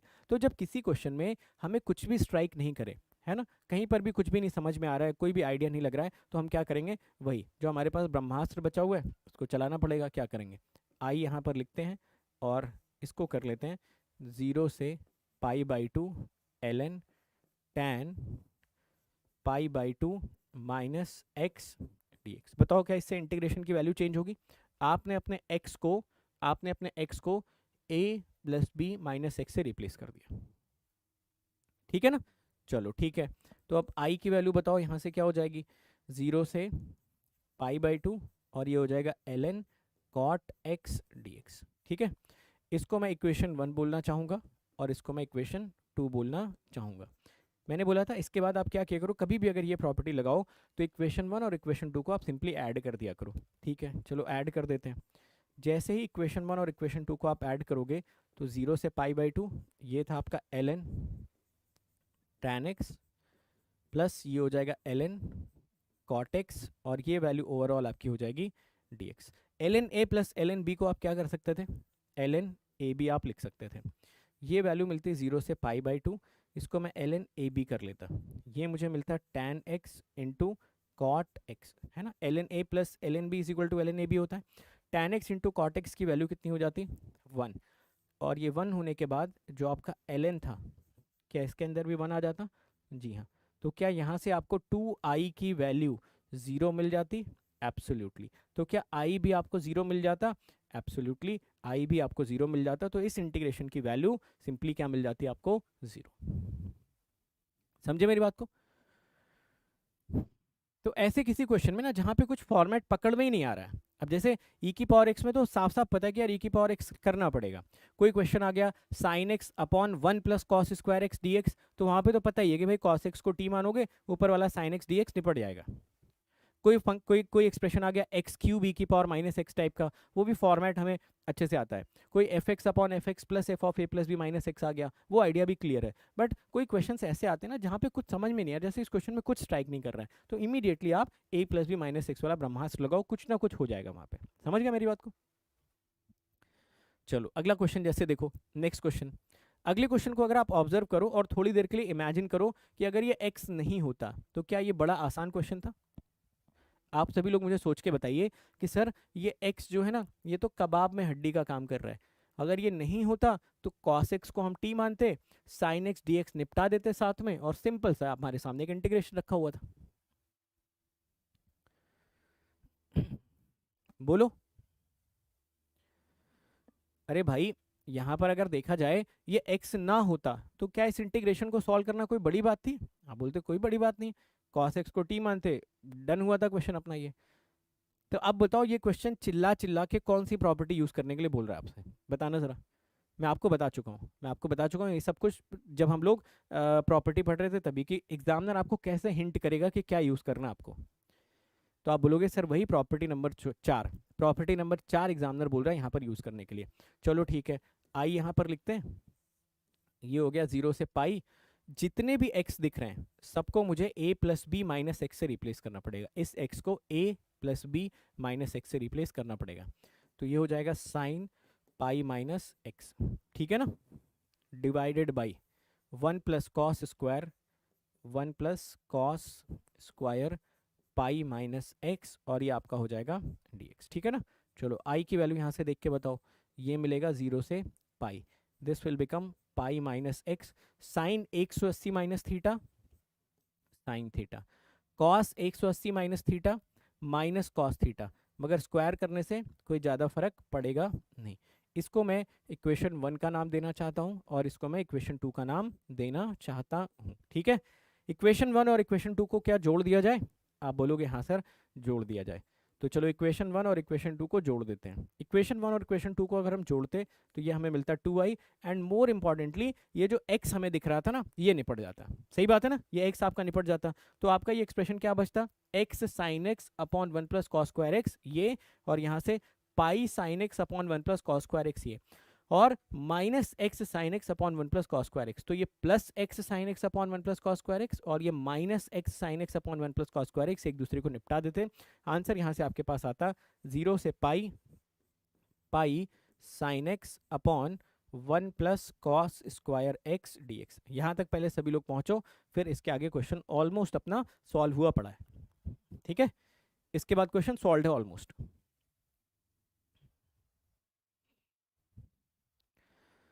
ठीक है भाई साहब, आगे बढ़ें। भूलो, बोल ही नहीं रहे यार आप लोग। ठीक, तो यहां से 2i मिला हमको,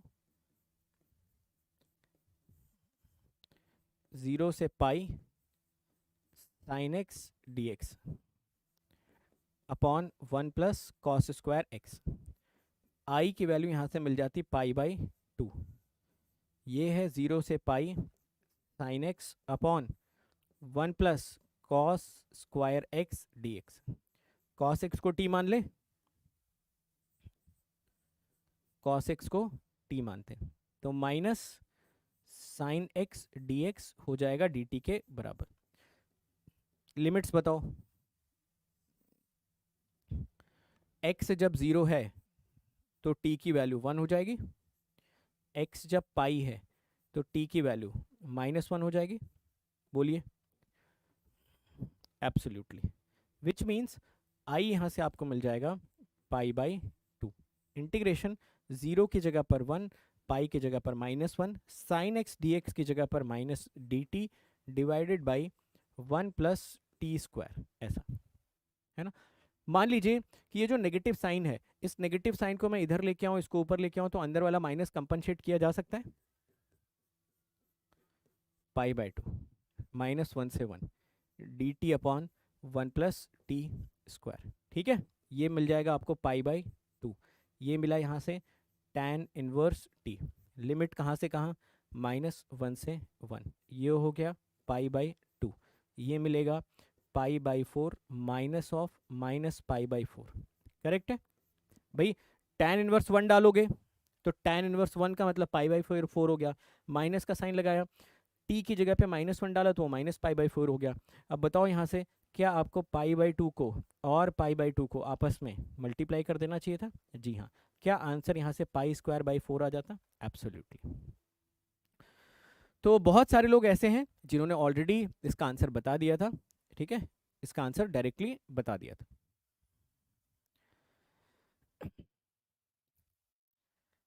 सैयद अयान अली जी, सैयद अयान अली जी, पहले तो आप ये बताइए कि आप कौन सी क्लास में हैं, क्योंकि आप जो डाउट्स पूछते हो ना, मैं इसलिए पूछ रहा हूँ आप कौन सी क्लास में हो, मैं जानना चाहता हूँ, क्योंकि आप जो भी डाउट्स पूछते हो, कभी कभी जैसे आप पूछते हो कि cos 0 की वैल्यू सर 1 क्यों ले लेते हैं, और sin 90 को सर 1 क्यों ले लेते हैं, तो बहुत आपके डाउट जो होते हैं ना बहुत ही बेसिक लेवल के होते हैं। तो मैं ये जानना चाहता हूँ कि आप डिप्लोमा करके गेट की तैयारी कर रहे हो, या फिर अभी आप जाने वाले हो, क्या है, थोड़ा सा बैकग्राउंड बताओ अपना, क्योंकि मैं काफ़ी दिनों से आपके क्वेश्चंस ऑब्जर्व करता हूँ ना, आपके क्वेश्चंस ऐसे होते हैं जो बहुत ही बेसिक लेवल के क्वेश्चंस होते हैं। भाई अगर आपको कोई फंक्शन दिया गया है f x is equal to sine x, ठीक है, अब कोई बोल रहा है कि यार इसका इंटीग्रेशन होता है माइनस कॉस एक्स। अब मान लो अगर मैं कल को यहाँ पर साइन की जगह पर अंदर एक्स स्क्वायर डाल दूँ, तो क्या इसका integration minus cos x square हो जाएगा? ऐसा थोड़ी होता है। अगर आपको किसी फंक्शन का इंटीग्रेशन पता है तो ऐसा थोड़ी कल को आप एक्स की जगह पे कुछ भी रख दोगे तो इंटीग्रेशन ऐसा ही हो जाएगा। ऐसा होता तो कितना मज़ा होता है ना, अगर ऐसा होता तो कितना ही मज़ा आ जाता। भाई हमें साइन एक्स का पता है, हम यहाँ पर कल को क्या करते, एक्स की जगह पर अंदर एल एन एक्स डाल देते, साइन की जगह पर एल एन एक्स डाल देते, तो हमारा आंसर मिल जाता minus cos l n x. अगर दुनिया यार इतनी ही मीठी होती, दुनिया अगर इतनी ही ईमानदार होती, तो यार मज़ा ही क्या होता, समझे। तो ऐसा मत करो, ऐसा करोगे तो बहुत सारे लोगों की आत्मा को दुख पहुंचेगा। सबसे पहले न्यूटन, क्योंकि ये सारा का सारा उन्हीं का किया धरा है, ठीक है। पूरी की पूरी कैलकुलस न्यूटन, कैलकुलस और लीबनिज के बीच में बहुत खतरनाक लड़ाई है, पता है आपको, सॉरी न्यूटन और इनके बीच में, न्यूटन और लीबनिज के बीच में, ठीक है। इनके बीच में ना बहुत खतरनाक लड़ाई हुई थी उस जमाने में, बहुत ही खतरनाक, मतलब हाथापाई की नौबत आ गई थी। ये बोल रहे थे कि भाई कैलकुलस मैंने बनाया है, ये बोल रहे थे कि कैलकुलस मैंने बनाया, समझे। आज तक ये मिस्ट्री अनसॉल्व्ड है कि भाई कैलकुलस बनाया किसने था। दोनों लोग लड़ते रह गए, इसने बोला कि भाई मैंने बनाया था, इसने बोला तूने मेरा टापा, इसने बोला मैंने बनाया था, ये बोल रहा है कि तूने मेरा टापा था। किसने किसका टापा था, या दोनों ने नेचुरली बनाया था, आज तक इस चीज़ पे इस तरह से पर्दा नहीं उठ पाया, ठीक है। ओके, आगे बढ़ा जाए। नहीं, वो राज भी इन्हीं लोगों के साथ चला गया, ठीक है। ये लोग लड़े झगड़े अपना निपट गए, वो राज भी इन्हीं लोगों के साथ चला गया। एक बच्चे से मैं पूछ रहा था प्लस की क्लास में, कुछ ऐसी टाइम मशीन पे चर्चा चल रही थी, तो मैंने उससे पूछा कि भाई अगर टाइम मशीन होता तो बताओ कितना अच्छा होता, क्या करते आप अगर टाइम मशीन आ जाता तो उसने बोला था कि सर मैं पास्ट में जाता और जाके न्यूटन को निपटा देता, फांसी की सज़ा हो जाती सर, ठीक है, मगर कम से कम आगे आने वाली जो जनरेशन थी वो सुकून से तो रहती। बस हम ना जंगलों में कंदमूल खाते सुबह से शाम तक और शिकार विकार करते, कितना मज़ा आता सर। मैंने कहा ये देखो इसकी अलग ही फैंटेसी चल रही है, पास्ट में जाके न्यूटन को निपटाने की सोच रहा है। चलो इस क्वेश्चन पर आते हैं, बताओ ज़रा ये जो सवाल है ये क्या करने के लिए बोल रहा है आपसे, कोई मुझे बता सकता है। देखिए ज़रा, पहली प्रॉब्लम तो इस क्वेश्चन में मुझे ये ना ये एक्स बहुत खटक रहा है यहाँ पे, है ना। अगर ये एक्स नहीं होता तो कुछ ना कुछ तो खेलते इस क्वेश्चन में। भले ही लिमिट 0 से पाई है, बट हमें 0 से पाई को पाई बाई 2 बनाना तो आता ही है, प्रॉपर्टी अपने पास है। ये अपर लिमिट से अगर 2 मुझे बाहर लेके आना है तो f of a minus x is equal to f x के बराबर आता, तो लिमिट का 2 बाहर ला सकते थे, है ना। Very good. तो आप बोलोगे सर पहले इस एक्स को हटाओ यहाँ से, ये हमें चुभ रहा है, जैसे हम अपने रिश्तेदारों को चुभते हैं, समझे। तो ये आप हो और ये आपके रिश्तेदार, इसको चुभ रहा है ये x.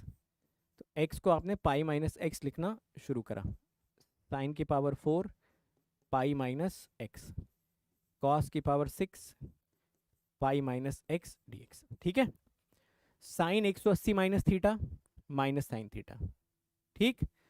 Cos 180 minus theta minus cos theta, मगर पावर इवन थी तो उसको कंपनसेट कर लेगा, ठीक है।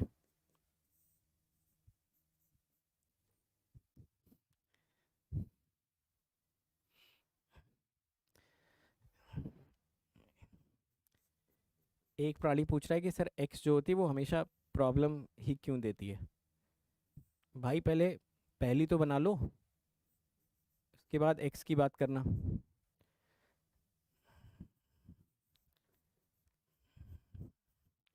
जब पहली से ब्रेकअप होता है ना तब वो एक्स बनती है, पहली अभी है नहीं तुम्हारे पास, एक्स के सपने पहले ही देख रहे हो, ये तो गलत है ना, ये तो भाई बिल्कुल गलत है, ठीक है।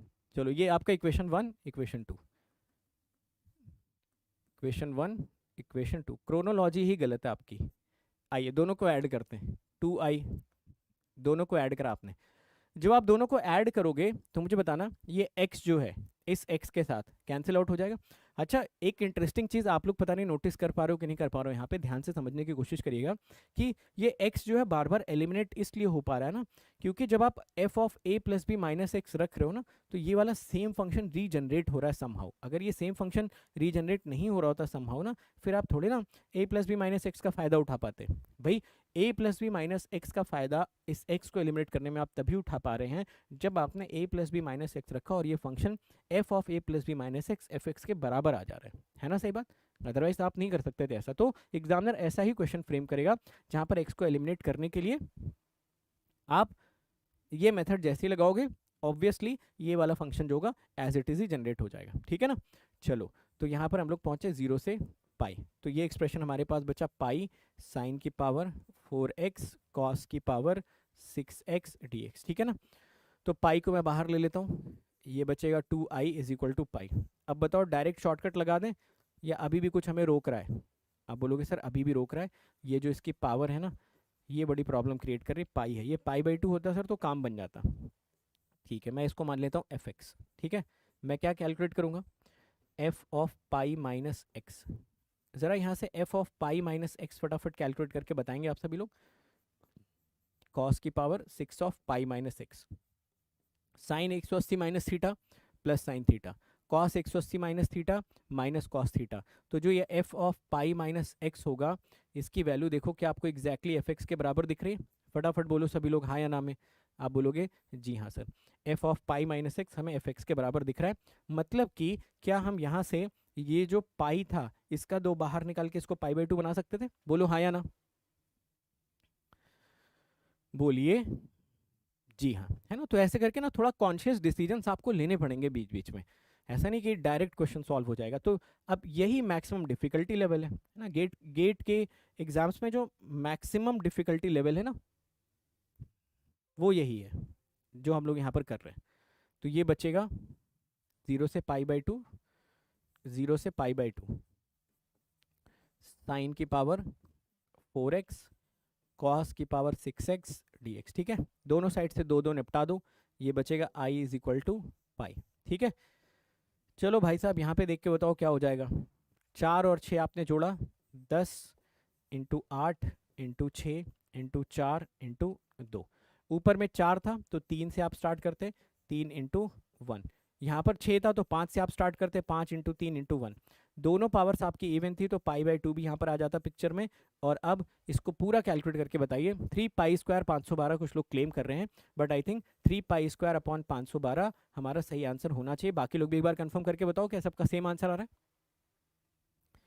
चेक करो, समझ गए ना सारा का सारा लॉजिक। तो अगर आप नोटिस करते तो इस क्वेश्चन में बेसिकली 2 प्रॉपर्टीज यूज हुई थी। पहली प्रॉपर्टी हमने x के एलिमिनेशन के लिए यूज करा, और इनफैक्ट 3 प्रॉपर्टीज यूज हुई थी। पहली प्रॉपर्टी हमने x के एलिमिनेशन के लिए यूज करा। सेकंड प्रॉपर्टी हम सभी लोगों ने जो 0 से पाई लिमिट में दिख रहा था उसको पाई/2 बनाने के लिए यूज करा। और बाकी तीसरे में तो वॉलीज आ ही गए थे, है ना, वॉलीज आ गए थे तीसरे में, वॉलीज थ्योरम इसको बोलते हैं, जो ये आप डायरेक्टली आंसर इसका लिखने की कोशिश कर रहे हो, ठीक है ना।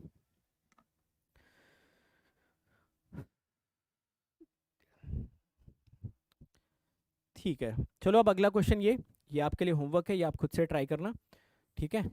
ये आप खुद से एक बार ट्राई करना इस क्वेश्चन को, कल यहीं से हम लोग शुरुआत करेंगे।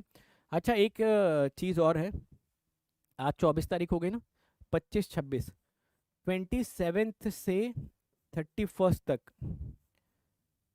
या शायद नहीं 31 ही लेके चलो, 27 से ना 31 तक हो सकता है कि आपकी क्लास ना हो पाए।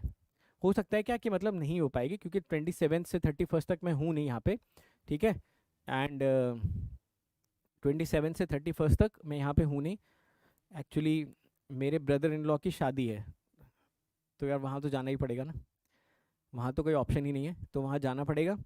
और दूसरी चीज़ ये भी है कि इसी बहाने जब मैं घर जाऊँगा तो मेरा एक्चुअली जो अभी पिछले 2-3 महीनों से जो मेरा इलाज चल रहा है वो घर से ही चल रहा है, तो मैं थोड़ा वहाँ पर भी वक्त बिता के आ जाऊँगा, ठीक है। तो 27 से 31 में एक ऑप्शन तो ये है कि मैं इसमें आपको कुछ रिकॉर्डेड सेशंस दे के चला जाऊँ जिसको आप लोग देख लो, है ना, एक ऑप्शन तो ये है। और बट प्रॉब्लम ये है कि जो डबल इंटीग्रेशन वाला टॉपिक है ना, मेरा वो मन है कि मैं वो लाइव पढ़ाऊँ डबल इंटीग्रेशन, क्योंकि डबल इंटीग्रेशन बहुत इंपॉर्टेंट टॉपिक है ना। जैसे मान लीजिए मुझे लगता है कि कल अपना सिंगल इंटीग्रेशन खत्म होगा और परसों हम लोग कर्व ट्रेसिंग तक पहुंच पाएंगे, और कर्व ट्रेसिंग के बाद हम लोग फिर डबल इंटीग्रेशन में पहुंचेंगे।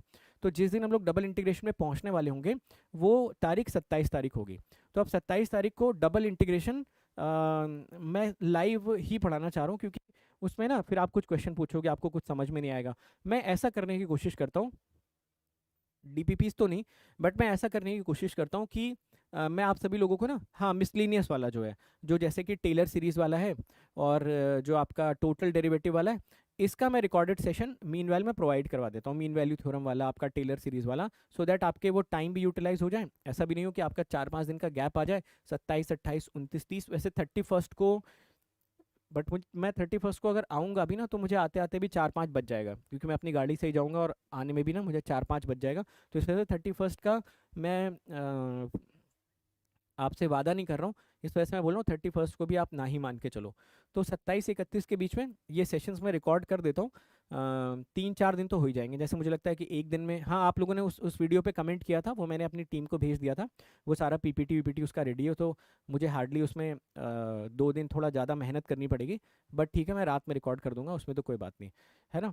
तो 2 रीजंस थे मैंने आपको बताया जाने के, एक तो शादी है, सेकेंडली क्या है कि जैसे आप लोगों ने देखा होगा ना, MS धोनी के जब घुटने में दर्द होता है, तो भाई MS धोनी के पास किस चीज़ की कमी है, मगर वो अपना इलाज कहाँ पे करवाते हैं आपको पता है? उनके गांव में कोई 20 रुपए लेके वो घुटने का इलाज करवाता है, धोनी वहाँ जाते हैं अपना इलाज करवाने। पता नहीं आप लोग जानते हो इस बात को कि नहीं जानते हो। तो उसी तरीके से मेरा भी पूरी तरीके से आयुर्वेदा पे शिफ्ट हो रहा है धीरे धीरे, ठीक है, फाइन। तो ये क्वेश्चन आप लोग ट्राई करेंगे। कल की क्लास में सिंगल इंटीग्रेशन पूरा फिनिश करेंगे, परसों की क्लास में हम लोग कर्व ट्रेसिंग सीखेंगे, और डबल इंटीग्रेशन वापस से हम लोग 1 जून आके 1 जून में डबल इंटीग्रेशन फुल फ्लेजेड वे में हम लोग वहाँ से पढ़ेंगे, ठीक है। डबल इंटीग्रेशन में मुझे लगता है हार्डली 3 क्लासेस लगनी चाहिए, और जून एंड होते होते मैथमेटिक्स आपका एंड हो जाएगा, क्योंकि उसके बाद वाले जो चैप्टर्स हैं वो छोटे छोटे चैप्टर्स हैं। वेक्टर कैलकुलस में 4 क्लास लगेगी, कॉम्प्लेक्स कैलकुलस में 4 क्लास लगेगी, 4 क्लास आपका डिफरेंशियल इक्वेशन में लगेगा। प्रोबेबिलिटी इस बार थोड़ा डिटेल में हम लोग पढ़ेंगे, तो प्रोबेबिलिटी में थोड़ा सा ज़्यादा क्लासेस हम लोग ले लेंगे, है ना। फिर बाकी मिसलिनियस में, तो by the end of the June मुझे लगता है कि अपना मैथमेटिक्स फिनिश भी हो जाना चाहिए। ओके, मॉर्निंग यार अभी तो नहीं कर पाएंगे, जून जून जो है, जून मंथ में मोस्ट प्रॉब्ली शायद मॉर्निंग हम लोग कर दें, है ना, तो वो एक बार हम लोग डिस्कस कर लेंगे। मॉर्निंग तो यार देखो करना ही पड़ेगा, मॉर्निंग इसलिए करना पड़ेगा क्योंकि देखिए जून में क्या होगा ना, हो सकता है ऑफलाइन क्लासेस भी मेरी स्टार्ट हो जाए। अब ऑफलाइन क्लासेस का टाइमिंग कभी 3 बजे से रहता है, कभी 5 बजे से रहता है, तो देर सवेर क्लासेस मॉर्निंग में तो शिफ्ट होने ही वाली हैं, है ना। तो मोस्ट प्रॉब्ली जून में मॉर्निंग में ही शिफ्ट कर लेंगे, और जितने लोग आ पाना आ जाना यार, अब तो क्या, अब तो ख़त्म करना ही है, बट वही है कि ज़्यादा लोग आओगे तो ज़्यादा अच्छी तरीके से कर पाएंगे। एप्टीट्यूड का यार अभी डिस्कशन चल रहा है, एप्टीट्यूड का मैं आपको बताऊंगा कि एप्टीट्यूड क्या कैसे होगा। पहले तो देखो जब मैथमेटिक्स अपना खत्म हो जाएगा पूरा, तो 1-2 वीक तो मैथमेटिक्स से रिलेटेड चीज़ें ही चलेंगी, जैसे कुछ इंपॉर्टेंट PYQs हो गया या कुछ और हो गया। उसके बाद क्रिएट्रिक्स चैनल पर, क्रिएट्रिक्स चैनल पर आप सभी लोगों को जो टेक्निकल कंटेंट है, जैसे कि मान लो किसी को सिग्नल पढ़ना है, किसी को कुछ और पढ़ना है, तो उसके रिगार्डिंग एक अनाउंसमेंट परसों की क्लास में हम लोग करने वाले हैं क्रिएट्रिक्स चैनल पर। वहाँ पर आपको क्रिएट्रिक्स चैनल पे जो टीम है वो पूरी की पूरी टीम भी वहाँ पे दिख जाएगी, और वहाँ पर भी कुछ नए इनिशिएटिव्स आने वाले हैं, तो जिन लोगों को टेक्निकल कंटेंट पढ़ना है वो क्रिएट्रिक्स चैनल पर भी पढ़ सकते हैं, ठीक है। तो मेरे ख्याल से परसों वो लॉन्च होने वाला है, और जो टीचर्स अभी वहाँ पर हैं प्रेजेंटली, जैसे मनीष सर हैं वहाँ पर, मनोज सर हैं, ठीक है, मोस्ट प्रॉब्ली पवन चंदानी सर भी आ जाएंगे, तो वहाँ पर भी एक हम लोग ओपन डिस्कशन करेंगे। आपकी जो भी डिमांड होगी वो आप रख देना, उसके बेसिस पर डिस्कशन करके कुछ इनिशिएटिव्स वहाँ पर भी लेके आने वाले। तो इस चैनल पे आपका प्योरली एप्टीट्यूड और मैथमेटिक्स चलता रहेगा, टेक्निकल कंटेंट आपका उस चैनल पे शिफ्ट कर देंगे। कुछ चीज़ें हम लोगों ने डिस्कस करी हुई हैं कि क्या क्या हम लोग करना चाहते हैं, बट फिर आप लोगों से भी पूछना ज़रूरी है, आप लोग जैसा बोलोगे वैसा डिसाइड कर लेंगे। तो मोस्ट प्रॉब्ली वो परसों होगा, ठीक है। समझ गए मेरी बात को सभी लोग अकेडमी प्लस पे? और किसी को अगर प्रॉब्लम है, कोई EMI में कन्वर्ट करवाना चाहता है, जीरो कॉस्ट EMI भी आपको यहाँ पर देखने को मिल जाती है, ठीक है। तो thank you so much everyone कि आप लोग आज की क्लास में आए, और आई होप कि अब सिंगल इंटीग्रेशन या डेफिनेट इंटीग्रेशन की एक फिलॉसफी हम लोगों ने बिल्डअप ज़रूर कर ली है, कम से कम एक थॉट प्रोसेस तो जनरेट किया कि देख के क्वेश्चन को सोचना क्या है, ठीक है। तो मेरी सारी क्लासेस का ऑब्जेक्टिव यही होता है कि मैं क्वेश्चन को ना सॉल्व करूं, आप वो नज़रिया डेवलप कर पाएँ, वो थॉट प्रोसेस बिल्डअप कर पाएँ, क्योंकि आपको अल्टीमेटली एग्जाम देने जाना। मैं तो लगा ही लूँगा सवाल, और मान लो मैं नहीं भी लगा पाता हूँ, उससे क्या फ़र्क पड़ता है, आपको सवाल लगाना आना चाहिए, आपको देख के सोचना आना चाहिए। जाते जाते आप सभी लोगों से यही कहना चाहता हूँ कि आने वाला जो टाइम आपके पास बचा हुआ है ना, उस टाइम को प्लान करके दो चीज़ों में हमेशा इन्वेस्ट करना। एक, सबसे पहली चीज़ जो पढ़ रहे हो, दूसरी सबसे इंपॉर्टेंट चीज़ उसका रिवीजन। ठीक है, पढ़ना सिर्फ इंपॉर्टेंट नहीं है, उसके साथ साथ उसका रिवीजन भी इंपॉर्टेंट है। ठीक है, तो रिवीजन के लिए ज़रूर अपने पूरे दिन में से थोड़ा सा समय निकालिए। बोरिंग काम होता है, मुझे पता है, किसी का मन नहीं करता रिवीजन करने का, मेरा खुद मन नहीं करता था, बट यार करना पड़ेगा बिकॉज इट इज़ नेसेसरी। चलो फिर मिलते हैं हम लोग कल के सेशन में। 2 दिन अपने पास और हैं, 25-26, 5 दिन फिर हम लोग वर्चुअली मिलेंगे, फिर 1 तारीख को लाइव मिलेंगे। ठीक है, चलो thank you so much everyone, मिलते हैं नेक्स्ट क्लास में।